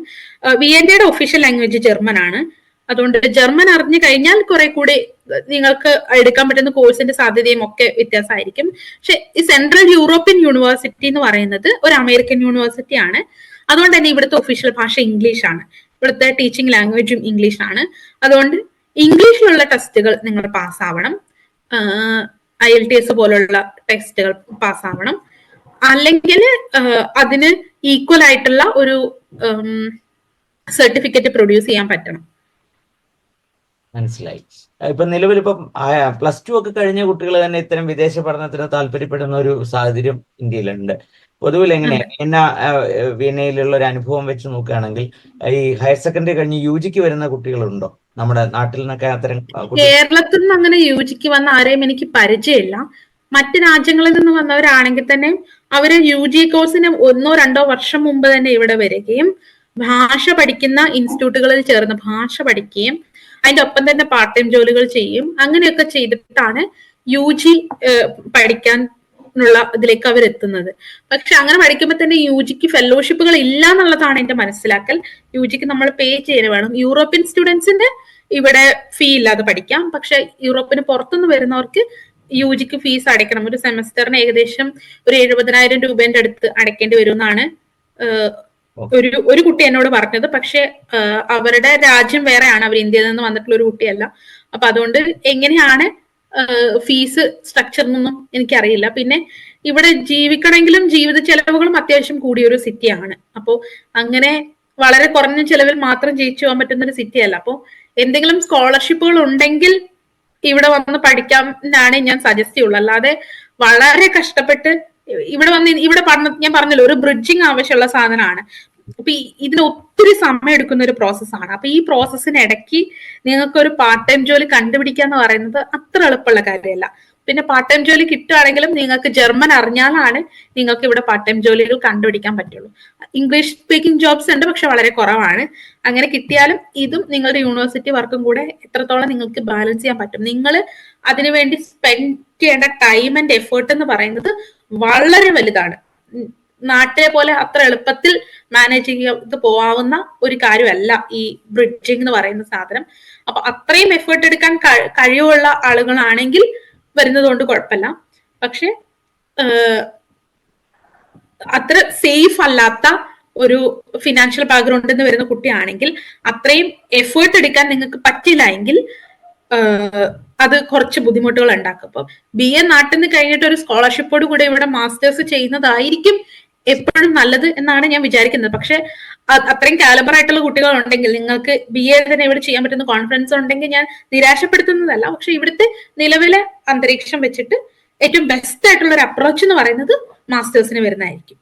പൊതുവിൽ വെതറും അതുപോലെ അക്കോമഡേഷൻ പോലുള്ള കാര്യങ്ങളുമായിട്ട് എന്ത് ഇൻഫർമേഷൻ ആണ് നമുക്ക് ഷെയർ ചെയ്യാനുള്ളത്? വെതർ ഇവിടെ തണുപ്പ് കാലം തന്നെയാണ് കൂടുതൽ. അങ്ങനെ കഠിനമായിട്ട് മഞ്ഞ് പെയ്യുന്ന സമയങ്ങൾ വർഷത്തിൽ 1-2 വട്ടം ഉണ്ടാവാറുള്ളൂ. പക്ഷെ എങ്കിൽ പോലും തണുപ്പ് എല്ലായ്പ്പോഴും കൂടുതലായിരിക്കും. ഒരു 2-3 മാസം മാത്രമാണ്, ഒരു 2 മാസമാണ് വേനൽ എന്ന് പറയാൻ പറ്റുന്ന ഒരു സമയമുള്ളത്. അപ്പോൾ നമുക്ക് നമ്മളുടെ ക്ലോത്ത് ഒക്കെ ഇട്ട് നടക്കാൻ പറ്റുന്ന ഒരു സമയം എന്ന് പറഞ്ഞാൽ 2-2.5 മാസമാണ് അങ്ങനെ ഒരു സമയമുള്ളത്. അതും ചൂട് മാക്സിമം 35 വരെയൊക്കെ പോകുന്ന സമയങ്ങളുണ്ട്. ബാക്കിയുള്ള സമയത്തൊക്കെ ഒരു 30-25 അതിന്റെ ഒരു ഇടയിലാണ് ടെമ്പറേച്ചർ ഉണ്ടാവുക. പിന്നെ ഈ ഒരു മാസം കൊണ്ട് സെപ്റ്റംബർ പകുതിയൊക്കെ ആകുമ്പോഴത്തേക്കും ടെമ്പറേച്ചർ വീണ്ടും കുറയും. ഒരു 15ന്റെ താഴോട്ട് പോകും, 10-15 ആ ഒരു ഇതിലായിരിക്കും. പിന്നെ അവിടെ നിന്ന് അങ്ങോട്ട് -10 വരെ പോവാറുണ്ട് ടെമ്പറേച്ചറിന്റെ കാര്യത്തിൽ. അക്കോമഡേഷന്റെ ലഭ്യത എത്രത്തോളം ബുദ്ധിമുട്ടുണ്ട്? അക്കോമഡേഷനും ഈ പറയുന്ന പോലെ ഇവിടെ കുറെ സ്റ്റുഡന്റ് ഹോമുകളുണ്ട്. നമ്മൾ വരുന്നതിന് കുറെ മുമ്പ് തന്നെ, അതായത് 1 വർഷത്തോളം വിസയ്ക്ക് തന്നെ നമ്മൾ ഒരു വർഷം വേണ്ട, ഒരു 6 മാസത്തോളമെങ്കിലും നമ്മൾ വിസയ്ക്ക് വേണ്ടി സ്പെൻഡ് ചെയ്യേണ്ടി വരും. കാരണം അക്കോമഡേഷൻ നമ്മൾ ആദ്യം മെയിൽ അയക്കണം, എന്നിട്ട് അവരുടെ വേക്കൻസി അനുസരിച്ച് അവർ നമുക്ക് റിപ്ലൈ ചെയ്യും. അങ്ങനെ വേക്കന്റ് ആയി കിട്ടുന്ന സ്ഥലത്ത് വേണം നമ്മൾ അക്കോമഡേഷൻ എടുക്കാൻ. ഒരു ചെറിയൊരു ഡോർമെട്രി, 2 പേര് താമസിക്കുന്ന, ഇവിടെ 10 പേര് താമസിക്കുന്ന ഡോർമെട്രി അങ്ങനെയില്ല. 2 പേരാണ്, 2 അല്ലെങ്കിൽ 4 പേര് വരെയാണ് മാക്സിമം ഒരു ഡോർമെട്രി ഷെയർ ചെയ്യേണ്ടി വരിക. അപ്പൊ അങ്ങനെയുള്ള റൂമുകളുണ്ട്, അല്ലെങ്കിൽ നിങ്ങൾക്ക് ഒറ്റയ്ക്ക് നിൽക്കാൻ പറ്റുന്ന ഡോർമെറ്ററികളുണ്ട്. ഇങ്ങനെയുള്ള സ്റ്റുഡന്റ് അക്കോമഡേഷൻ പ്രൊവൈഡ് ചെയ്യുന്ന കുറെ ഇപ്പോ വിഹാസ് എന്ന് പറഞ്ഞിട്ടൊരു ഓർഗനൈസേഷൻ ഉണ്ട്, അതുപോലെ OED എന്ന് പറഞ്ഞിട്ടൊരു ഇതുണ്ട്. അങ്ങനെ കുറെ സ്റ്റുഡന്റ് അക്കോമഡേഷൻ പോർട്ടലുകളുണ്ട്. അപ്പോൾ ഇതൊക്കെ യൂണിവേഴ്സിറ്റി സൈറ്റിൽ അവൈലബിൾ ആണ്, എവിടെ നിന്നൊക്കെ നിങ്ങൾക്ക് അക്കോമഡേഷൻ എടുക്കാൻ പറ്റും എന്നുള്ള ഡീറ്റെയിൽസ് ഒക്കെ. അപ്പൊ അങ്ങനെയുള്ളവർക്ക് മെയിൽ അയച്ച് അവർ കൺഫർമേഷൻ തന്ന് അവിടെ അങ്ങനെയുള്ള സ്ഥലങ്ങൾ മാത്രമേ നമുക്ക് അക്കോമഡേഷൻ ബുക്ക് ചെയ്യാൻ പറ്റുള്ളൂ. നാട്ടിൽ നിന്നൊക്കെ അക്കോമഡേഷൻ ബുക്ക് ചെയ്യുമ്പോൾ ശ്രദ്ധിക്കേണ്ടത്, നിങ്ങൾ എല്ലാം ചെക്ക് ചെയ്തതിന് ശേഷം എന്തൊക്കെ ഫെസിലിറ്റി കോൺട്രാക്ട് ഒക്കെ നന്നായി വായിച്ചതിന് ശേഷം മാത്രം സൈൻ ചെയ്യുക. അക്കോമഡേഷൻ സൈൻ ചെയ്ത് കൊടുത്തതിന് ശേഷം മാത്രം പൈസ ട്രാൻസ്ഫർ ചെയ്യാവുള്ളൂ. അല്ലാതെ പൈസ ട്രാൻസ്ഫർ ചെയ്തിട്ട് കോൺട്രാക്ട് സൈൻ ചെയ്യാതെ നിൽക്കരുത്. അത് അങ്ങനെ ഒരു അബദ്ധ മാർഗം പറ്റരുത് എന്നുള്ളതുകൊണ്ടാണ് അത് സ്പെസിഫിക് ആയിട്ട് പറയുന്നത്. കോൺട്രാക്ട് A to Z വായിച്ചു നോക്കുക, ഒരു പഴുതില്ലാന്ന് മനസ്സിലാക്കിയതിന് ശേഷം മാത്രം സൈൻ ചെയ്യുക, എന്നിട്ട് പൈസ ട്രാൻസ്ഫർ ചെയ്യാം. നമുക്ക് ഒരു അഡ്വാൻസ് കൊടുക്കേണ്ടി വരും, 2 മാസത്തെ അഡ്വാൻസ് പ്ലസ് ഒരു ഡെപ്പോസിറ്റ് നമ്മൾ കൊടുക്കേണ്ടി വരും, നമ്മൾ അവിടെ കേടുപാടുകളൊന്നും വരുത്താതിരിക്കാൻ വേണ്ടിയിട്ട്. ഒരു സ്റ്റാർട്ടിങ് ഒരു ചെറിയ റൂം കിട്ടാൻ വരെ ഒരു 350 യൂറോ വരെ നമ്മളൊരു മാസത്തേക്ക് റെന്റ് ആവും. ഇവിടെ 350 യൂറോ എന്ന് പറയുമ്പോൾ ഏകദേശം ഒരു 30,000 രൂപയോളം റെന്റ് മാത്രം ആകും ഓരോ സ്ഥലങ്ങൾക്കും.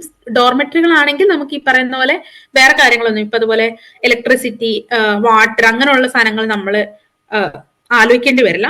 ഫ്ലാറ്റ് പോലെയുള്ള സാധനങ്ങൾ എടുക്കുകയാണെങ്കിൽ അത് അങ്ങനത്തെ സാധനങ്ങൾ കൂടെ നമ്മൾ ശ്രദ്ധിക്കണം. പിന്നെ ഫുഡ് മിക്കവാറും നമുക്ക് കുക്ക് ചെയ്യാനുള്ള സെറ്റപ്പ്, കോമൺ കിച്ചണുകൾ ഡോർമെറ്ററികളിൽ തന്നെ ഉണ്ടാവും. അപ്പൊ നിങ്ങൾക്ക് അവിടെ സാധനം വാങ്ങിച്ച് കുക്ക് ചെയ്ത് കഴിക്കാം. അതായിരിക്കും കുറെ കൂടി എന്താ പറയാ, നമ്മളുടെ ഒരു സാമ്പത്തിക അവസ്ഥ വെച്ചിട്ട് നമുക്ക് ചെയ്യാൻ പറ്റുന്ന ഒരു കാര്യം. ഒന്നാമത് നമ്മുടെ ഫുഡ് പാലറ്റ് ഇവിടുത്തെ ഫുഡ് പാലറ്റുമായിട്ട് യോജിച്ചു പോകുന്നൊരു കാര്യമല്ല. പിന്നെ രണ്ടാമത്തെ കാര്യം, ഭയങ്കര എക്സ്പെൻസീവ് ആണ് ഫുഡ്. അപ്പോ നിങ്ങൾക്ക് ഒരാഴ്ച പുറത്തുനിന്ന് കഴിക്കാനുള്ള ഫുഡിന്റെ പൈസ പകുതി മതി നിങ്ങൾക്ക് വീട്ടില് ഫുഡ് ഉണ്ടാക്കി കഴിക്കാനുള്ള പൈസ. അപ്പോൾ അത്രയും വ്യത്യാസമുണ്ട് ഫുഡ് ഉണ്ടാക്കി കഴിക്കുന്നതും ഫുഡ് വാങ്ങിച്ചു കഴിക്കുന്നതുമായിട്ട്. അപ്പോൾ അങ്ങനെയുള്ള ജീവിത ചെലവുകളൊക്കെ ഉണ്ട്. പിന്നെ ഇവിടെ ഏറ്റവും നല്ലൊരു കാര്യം ഇവിടുത്തെ പബ്ലിക് ട്രാൻസ്പോർട്ട് ആണ്. ഇവിടെ നമ്മൾ സെമസ്റ്റർ കാർഡുകളുണ്ട് വിദ്യാർത്ഥികൾക്ക്, അല്ലാതെ ഒരു വർഷത്തേക്കുള്ള കാർഡ് മാസം പൈസ അടിച്ചു പോയാൽ മതി. ഏത് ട്രാൻസ്പോർട്ടിൽ വേണമെങ്കിലും നിങ്ങൾക്ക് കയറാം, എപ്പോൾ വേണമെങ്കിലും കയറാം. ഇന്ന അവേഴ്സ് അങ്ങനെ ഒന്നുമില്ല. ഇവിടെ മെട്രോ ഉണ്ട്, ട്രാം ഉണ്ട്, ബസ് ഉണ്ട്, പാരലലായിട്ട് പല റൂട്ടുകളും ഉണ്ട്. അപ്പൊ ഇവിടുത്തെ city planning and public transport ഭയങ്കര നല്ലതാണ്. അപ്പൊ അതുകൊണ്ട് ഇങ്ങനെ ഓരോ ബസ്സിൽ കയറുമ്പോഴും നിങ്ങൾക്ക് ടിക്കറ്റ് എടുക്കണ്ട. അങ്ങനെ ഉള്ളതുകൊണ്ട് ഇപ്പൊ യൂണിവേഴ്സിറ്റിയിൽ നിന്ന് കുറച്ച് ദൂരെയാണ് നിങ്ങൾ താമസിക്കുക. ഏകദേശം ഞാൻ ആദ്യം താമസിക്കുന്നത് 50 മിനിറ്റ് ദൂരെയാണ്. ആ 50 മിനിറ്റ് ദൂരെ ആണെങ്കിൽ പോലും നിങ്ങൾക്ക് അവിടെ എത്തിപ്പെടുക എന്നുള്ളത് ഒരു പ്രശ്നമല്ല. എല്ലാ സമയത്തും വണ്ടി ഉണ്ടാവും. അപ്പൊ നിങ്ങൾ അങ്ങനെ പെട്ടുപോകുന്ന ഒരു അവസ്ഥ ഉണ്ടാവില്ല. ഇത്തരം കാര്യങ്ങളൊക്കെ യൂറോപ്പിലേക്ക് പഠനത്തിന് പോകുന്ന കുട്ടികൾ നേരത്തെ മനസ്സിലാക്കി ആവശ്യമായ തയ്യാറെടുപ്പുകൾ നടത്തണം എന്നുള്ളത്. അതെ, കുറച്ച് പൈസ നിങ്ങളുടെ കയ്യിൽ ഉണ്ടാവണം. വിസയ്ക്ക് നമ്മള് പൈസ, ഇവിടെ നിങ്ങൾക്ക് സ്കോളർഷിപ്പ് ഇല്ലെങ്കിൽ 1 വർഷം വരെ താമസിക്കാനുള്ള പൈസ ചോദിക്കും. നിങ്ങളുടെ ഏജിനനുസരിച്ചിട്ടാണ് നിങ്ങൾ എത്ര പൈസ കാണിക്കണം എന്നുള്ളത് ഗവൺമെന്റ് ആണ് തീരുമാനിക്കുന്നത്. 24 വയസ്സിന് താഴെയാണെങ്കിൽ ഇത്ര പൈസ, 27 വയസ്സ് വരെ ആണെങ്കിൽ ഇത്ര പൈസ. ഇനി കപ്പിൾസ് ആയിട്ടാണ് വരുന്നതെങ്കിൽ അതിന്റെ ഒരു കപ്പിൾസിന് ഇത്ര പൈസ. അങ്ങനെ ഫിക്സഡ് ആയിട്ടുള്ള ഒരു എമൗണ്ട് ഉണ്ട്. ആ എമൗണ്ട് 12 മാസത്തേക്ക് കണക്കാക്കിയിട്ട് വേണം നിങ്ങൾ വരാൻ. ഇനി അതുപോലെ താമസത്തിന് ഗവൺമെന്റ് പറയുന്ന ഒരു പൈസയുണ്ട്. ആ പൈസയിൽ കൂടുതലുള്ള വീടാണ് നിങ്ങൾ എടുക്കുന്നതെങ്കിൽ ആ വീടിന് വേണ്ടി നിങ്ങൾ ചെലവാക്കുന്ന എക്സ്ട്രാ പൈസ 12 മാസത്തേക്ക് നിങ്ങൾ കാണിക്കേണ്ടി വരും. ഇപ്പൊ നിങ്ങൾക്ക് സ്കോളർഷിപ്പ് ഉണ്ടെങ്കിൽ ഈ പൈസ ഒന്നും കാണിക്കണ്ട, സ്കോളർഷിപ്പ് ഉണ്ടെന്നുള്ള ഒരു ലെറ്റർ മാത്രം വെച്ചാൽ മതി. അങ്ങനെ അതുപോലെ മറ്റൊരു കാര്യം, എന്തെങ്കിലും അസുഖമോ മറ്റോ വന്നാൽ ഉണ്ടാവുന്ന ചികിത്സാ ചെലവിലേക്ക് ഇപ്പൊ സ്കോളർഷിപ്പ് ഉള്ള ഒരാൾക്ക് അതിൽ എന്തെങ്കിലും പ്രൊവിഷൻസ് ഉണ്ടോ? ഇൻഷുറൻസ് പോലെ ഇപ്പൊ എന്റെ യൂണിവേഴ്സിറ്റി സെൻട്രൽ യൂറോപ്യൻ യൂണിവേഴ്സിറ്റിയിൽ വരികയാണെങ്കിൽ സ്റ്റുഡൻസിന് ഇൻഷുറൻസ് ഉണ്ട്. അപ്പൊ യൂണിവേഴ്സിറ്റി തന്നെ പ്രൊവൈഡ് ചെയ്യുന്ന ഇൻഷുറൻസ് ആണ് ഉള്ളത്. അപ്പൊ നിങ്ങൾക്ക് ആ ഇൻഷുറൻസ് അവൈലബിൾ ആയിട്ടുള്ള ഹോസ്പിറ്റലുകളിലോ ക്ലിനിക്കുകളിലും നിങ്ങൾക്ക് ട്രീറ്റ്മെന്റ് ചെയ്യാൻ പറ്റും. അതേസമയം അല്ലാതെ വരുന്നവർ ഇൻഷുറൻസ് കൂടെ എടുക്കേണ്ടി വരും. 1 വർഷത്തേക്കുള്ള ഇൻഷുറൻസ് കൂടെ കാണിക്കണം. ആ ഇൻഷുറൻസ് ഉള്ള പൈസയും നിങ്ങൾ നിങ്ങളുടെ അക്കൗണ്ടിൽ കാണിക്കണം. എനിക്ക് 1 വർഷം ഹൗസിങ്ങും ഇൻഷുറൻസും എനിക്ക് എടുക്കാൻ പറ്റും, എന്റെ ജീവിത ചെലവും എനിക്ക് കാണിക്കാൻ പറ്റും എന്നാണ് നമ്മൾ മെയിൻ ആയിട്ട് ഈ എംബസിയിൽ തെളിയിക്കുന്ന ഒരു കാര്യം എന്ന് പറയുന്നത്. നമ്മളുടെ പാസ്പോർട്ട്, അതുപോലെ ഫോട്ടോ, അങ്ങനെയുള്ള ഇത് കൂടാതെ നമ്മൾ പിന്നെ സബ്മിറ്റ് ചെയ്യുന്ന ഡോക്യുമെന്റ്സ് എന്ന് പറയുന്നത് ഇവിടുത്തെ അക്കോമഡേഷൻ, എനിക്ക് ഇവിടെ ജീവിക്കാൻ പറ്റും, എനിക്ക് ഹെൽത്ത് സിസ്റ്റം പ്രൊവൈഡ് ചെയ്യാം, ഹെൽത്ത് സിസ്റ്റം എനിക്ക് ആക്സസബിൾ ആണ്, അതിനുള്ള പൈസ എനിക്കുണ്ട്, അല്ലെങ്കിൽ വേറെ മീൻസ് ഉണ്ട്, യൂണിവേഴ്സിറ്റി പ്രൊവൈഡ് ചെയ്യുന്നുണ്ട്, പിന്നെ എനിക്ക് ഇവിടെ താമസിക്കാനുള്ള പൈസ ഉണ്ട് എന്റെ കയ്യിൽ, അല്ലെങ്കിൽ യൂണിവേഴ്സിറ്റി എനിക്ക് പൈസ തരുന്നുണ്ട്, ഇല്ലെങ്കിൽ ഒരു ഓപ്ഷൻ സ്പോൺസർഷിപ്പ് എന്നുള്ള ഒരു ഓപ്ഷനാണ്. ഇവിടെ ഉള്ള ആരെങ്കിലും എനിക്ക് ഇങ്ങനെ പൈസ തരുന്നുണ്ട് എന്നുള്ള സാധനം. ഇനി നമ്മൾ ഇത്രയും പൈസ കാണിക്കുകയാണെങ്കിൽ ആ പൈസ എവിടെ നിന്ന് വന്നു എന്ന് കൂടെ നമുക്ക് കാണിക്കണം. സ്വാഭാവികമായിട്ടും നമ്മൾ പല ലോൺ എടുത്തിട്ടായിരിക്കും നമ്മൾ കാണിക്കുക, അല്ലെങ്കിൽ വേറെ ആരെങ്കിലും സഹായിക്കാനുണ്ടാവും. അങ്ങനെ സഹായിക്കുന്ന പൈസ അല്ലെങ്കിൽ നമ്മളുടെ തന്നെ പൈസ ആയിരിക്കും. നമുക്ക് ഒന്നുകിൽ നമ്മുടെ സേവിങ്സ് എന്ന് ഉള്ള പൈസയാണ്, ഇന്ന ജോലിയിൽ നിന്ന് ഞാൻ വരുമാനം ആക്കിയിട്ടുള്ള പൈസയാണ്. അങ്ങനെയുള്ള ഡീറ്റെയിൽസ് വെച്ചിട്ട് ഈ പൈസന്റെ സോഴ്സ് നമ്മൾ കാണിക്കണം. ഒരു ലെറ്റർ വെച്ചാൽ മതി, ഒരു അഫിഡവിറ്റ് പോലെ ഒരു സാധനം വെച്ചാൽ മതി. അത്തരം ഡോക്യുമെന്റ്സ് കൂടെ നമ്മുടെ കയ്യിൽ ഉണ്ടാവണം. ഇതൊക്കെയാണ് മെയിൻ ആയിട്ടുള്ള ഡോക്യുമെന്റ്സ് നമ്മൾ പ്രിപ്പയർ ചെയ്യേണ്ടത്. പിന്നെ അതുപോലെ നമ്മളുടെ birth certificate, police clearance certificates, ഈ സർട്ടിഫിക്കറ്റുകൾ നമ്മൾ അപ്പോസ്റ്റൽ അറ്റസ്റ്റേഷൻ ചെയ്തിട്ടുണ്ടാവണം, സ്റ്റേറ്റ് ആൻഡ് സെൻട്രൽ അറ്റസ്റ്റേഷൻ നമ്മൾ ചെയ്തിട്ടുണ്ടാവണം. ഇത്രയും കാര്യങ്ങളാണ് ശ്രദ്ധിക്കാനുള്ളത്. വിശദമായി പറഞ്ഞതിന് ഒരുപാട് സന്തോഷം, നന്ദി. ഒരു കാര്യം കൂടി ചോദിച്ചുകൊണ്ട് നമുക്കിത് അവസാനിപ്പിക്കാം. ഞാൻ വിചാരിച്ചതിനേക്കാൾ കൂടുതൽ സമയം ശരണ്യ കാര്യം, അതായത് ഇപ്പൊ നമ്മൾ സംസാരിച്ച് തുടങ്ങിയതും ഈ ഇന്റർവ്യൂവിന്റെ ഫോക്കസ് പോയിന്റ് എന്ന് പറയുന്നതും ഈ ഡിജിറ്റൽ ഹ്യൂമാനിറ്റീസ് മേഖലയാണല്ലോ. അപ്പൊ ആ നിലയ്ക്ക് പുതിയൊരു മേഖല എന്ന നിലയിൽ ഇപ്പൊ നമ്മൾ അതിലേക്കൊക്കെ അറിയാനും വരാനും വളരാനും താല്പര്യമുള്ള കുട്ടികൾക്ക് അവരുടെ ആ താല്പര്യവും സ്കില്ലും വർദ്ധിപ്പിക്കാൻ ആവശ്യമായ എന്തെങ്കിലും അവസരങ്ങൾ ഇന്ത്യയിൽ ഉണ്ടെങ്കിൽ അത്തരത്തിലുള്ള അവസരങ്ങൾ എങ്ങനെയാണ് കുട്ടികൾ ഉപയോഗിക്കേണ്ടത് എന്ന് കൂടി പറഞ്ഞാൽ നന്നായിരുന്നു. ഇപ്പൊ ഭാഷ പഠിക്കുന്ന കുട്ടികളോ ചരിത്രം പഠിക്കുന്ന കുട്ടികളോ അവർക്കൊക്കെ ഉപകാരപ്പെടുന്ന രീതിയിൽ ഇതെങ്ങനെ ഉപയോഗിക്കാം? നാട്ടില് കുറെ അധികം സ്കോളർഷിപ്പുകളുണ്ട്. സ്കോളർഷിപ്പുകളെ കുറിച്ച് പലർക്കും അധികം ധാരണയില്ലാന്ന് എനിക്ക് തോന്നിയിട്ടുണ്ട്. ജസ്റ്റ് അതിന്റെ കൃത്യമായിട്ടുള്ള സൈറ്റുകളുടെ ഡീറ്റെയിൽസ് എനിക്ക് ഓർമ്മയില്ല. പക്ഷെ ഇങ്ങനെ പല സ്ഥാപനങ്ങളും പല സ്കോളർഷിപ്പുകളും നൽകുന്നുണ്ട്. പിന്നെ സെൻട്രൽ ഗവൺമെന്റിന്റെ ഓവർസീസ് സ്കോളർഷിപ്പ് ഉണ്ട്, സ്റ്റേറ്റ് ഗവൺമെന്റിന്റെ ഓവർസീസ് സ്കോളർഷിപ്പ് ഉണ്ട്. സ്റ്റേറ്റ് ഗവൺമെന്റിന്റെ ഓവർസീസ് സ്കോളർഷിപ്പിന്റെ മുഴുവൻ ഡീറ്റെയിൽസും നമ്മളുടെ ഇ ഗ്രാൻസിന്റെ വെബ്സൈറ്റിൽ അവൈലബിൾ ആണ്. അപ്പോൾ അതുവഴി നോക്കിയിട്ട് അതിനുള്ള ഡോക്യുമെന്റ്സുകൾ സബ്മിറ്റ് ചെയ്യുക. അപ്ലൈ ചെയ്ത് എല്ലാവർക്കും അത് കിട്ടണമെന്നില്ല എന്ന് തോന്നുന്നു. അത് ഗവൺമെന്റ് ആണ് തീരുമാനിക്കുന്നത്, നമ്മളുടെ അപ്ലിക്കേഷൻസ് ഒക്കെ നോക്കിയിട്ട്. അപ്പോൾ അങ്ങനെയുള്ള പല സ്കോളർഷിപ്പുകളുണ്ട്. പിന്നെ അതുപോലെ ടാറ്റാന്റെ ഒരു സ്കോളർഷിപ്പ് ഉണ്ടെന്ന് എനിക്കറിയാം, പക്ഷെ കൃത്യമായിട്ട് അത് ഓർമ്മയില്ല. പിന്നെ അതുപോലെ പല ബാങ്കുകളും സ്കോളർഷിപ്പുകൾ നൽകുന്നുണ്ട്. അപ്പോ ഒരു ഇന്റർനെറ്റ് ഗവേഷണത്തിൽ തന്നെ കുറച്ചധികം സ്കോളർഷിപ്പുകളെ കുറിച്ച് ധാരണ ഉണ്ടാക്കാൻ പറ്റുന്നതാണ് ഞാൻ വിചാരിക്കുന്നത്. അങ്ങനെയുള്ള സ്കോളർഷിപ്പുകൾ നന്നായിട്ട് യൂസ് ചെയ്യുക. പിന്നെ എറാസ്മസ് പ്രോഗ്രാംസിന് അപ്ലൈ ചെയ്ത്, എറാസ്മസ് സ്കോളർഷിപ്പിന് അപ്ലൈ ചെയ്ത് അതുവഴി വരുന്നവരുണ്ട്. അതും നല്ലൊരു സാധ്യതയാണ്. അത് നമുക്ക് ഇവിടെ ജീവിച്ചു പോകാനുള്ള ജീവിത ചെലവിനനുസരിച്ചുള്ള പൈസയും കിട്ടും.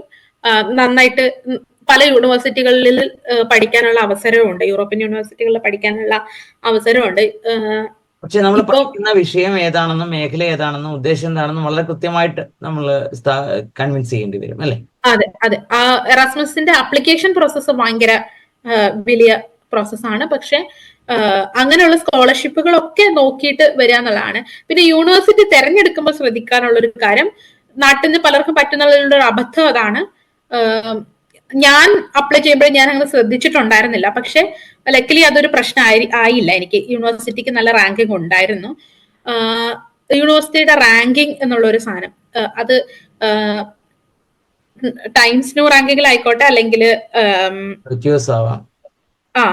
ഏത് റാങ്കിങ്ങില് ഏറ്റവും അതായത് ആദ്യത്തെ 100-ൽ വരുന്ന യൂണിവേഴ്സിറ്റികളിലെങ്കിലും അപ്ലൈ ചെയ്യാൻ ശ്രമിക്കുക. 100, 150 അതിൽ താഴെ ലോണും സ്കോളർഷിപ്പിനും ഒക്കെയുള്ള പ്രയാസം വരും, അല്ലെ? അത് മാത്രമല്ല, നിങ്ങൾക്ക് ഇവിടെ ജോലി കിട്ടാനും ഇപ്പൊ ഇവിടെ പഠിച്ചിട്ട് ആ പഠിച്ചതിന്റെ ബേസിൽ ഒരു ജോലിക്ക് ശ്രമിക്കുമ്പോൾ നിങ്ങളുടെ യൂണിവേഴ്സിറ്റിന്റെ റാങ്കിങ്ങും ഇവിടെ പ്രശ്നമായിരിക്കും. ഏജൻസി മുഖാന്തരം ഏതെങ്കിലും ഒരു കോഴ്സ് ചെയ്യാൻ വേണ്ടി വരുമ്പോൾ ഉള്ള പ്രശ്നം അതാണ്. യൂണിവേഴ്സിറ്റിയുടെ റാങ്കിങ് ഏജൻസികൾ നോക്കില്ല, നമ്മളും ശ്രദ്ധിക്കില്ല. ഏജൻസി നമ്മളെ ഫിനാൻഷ്യലി സപ്പോർട്ട് ചെയ്യും, അതിനുള്ള പൈസ നമ്മൾ ഏജൻസിക്ക് കൊടുക്കും, നമ്മൾ അങ്ങനെ വരും, നമ്മൾ കോഴ്സ് കഴിയും. പക്ഷെ പിന്നെ നമ്മൾ ജോലിക്ക് നോക്കുമ്പോൾ റാങ്കിങ് ഒരു പ്രശ്നമായിട്ട് UK-ലെ കുറെ സ്റ്റുഡൻസ് അങ്ങനെ ഒരു പ്രശ്നം പറയുന്നത് ഞാൻ കേട്ടിട്ടുണ്ട്. അത് ഞാൻ ശ്രദ്ധിക്കാഞ്ഞിട്ടും എന്റെ കാര്യത്തിൽ അതൊരു പ്രശ്നമായില്ല. പക്ഷെ ഇനി വരുന്നവർ അതും കൂടെ ശ്രദ്ധിക്കണം എന്നുള്ളൊരു ഇതുണ്ട്. എന്തായാലും ഒരുപാട് സന്തോഷം. നമ്മുടെ കുട്ടികൾക്ക് വേണ്ടിയും അതുപോലെ അധ്യാപകർക്കും ഈ മേഖലയിൽ താല്പര്യമുള്ളവർക്കൊക്കെ വേണ്ടിയിട്ട് വളരെ സമയം തന്നുകൊണ്ട് ഇത്രയും കാര്യങ്ങൾ വിശദമായി പറഞ്ഞതിൽ ഒരുപാട് സന്തോഷം. പറഞ്ഞുതരാൻ പറ്റിയതിൽ വളരെ സന്തോഷം. റെക്കോർഡിംഗ് ഞാൻ അത് ഷെയർ ചെയ്യാം.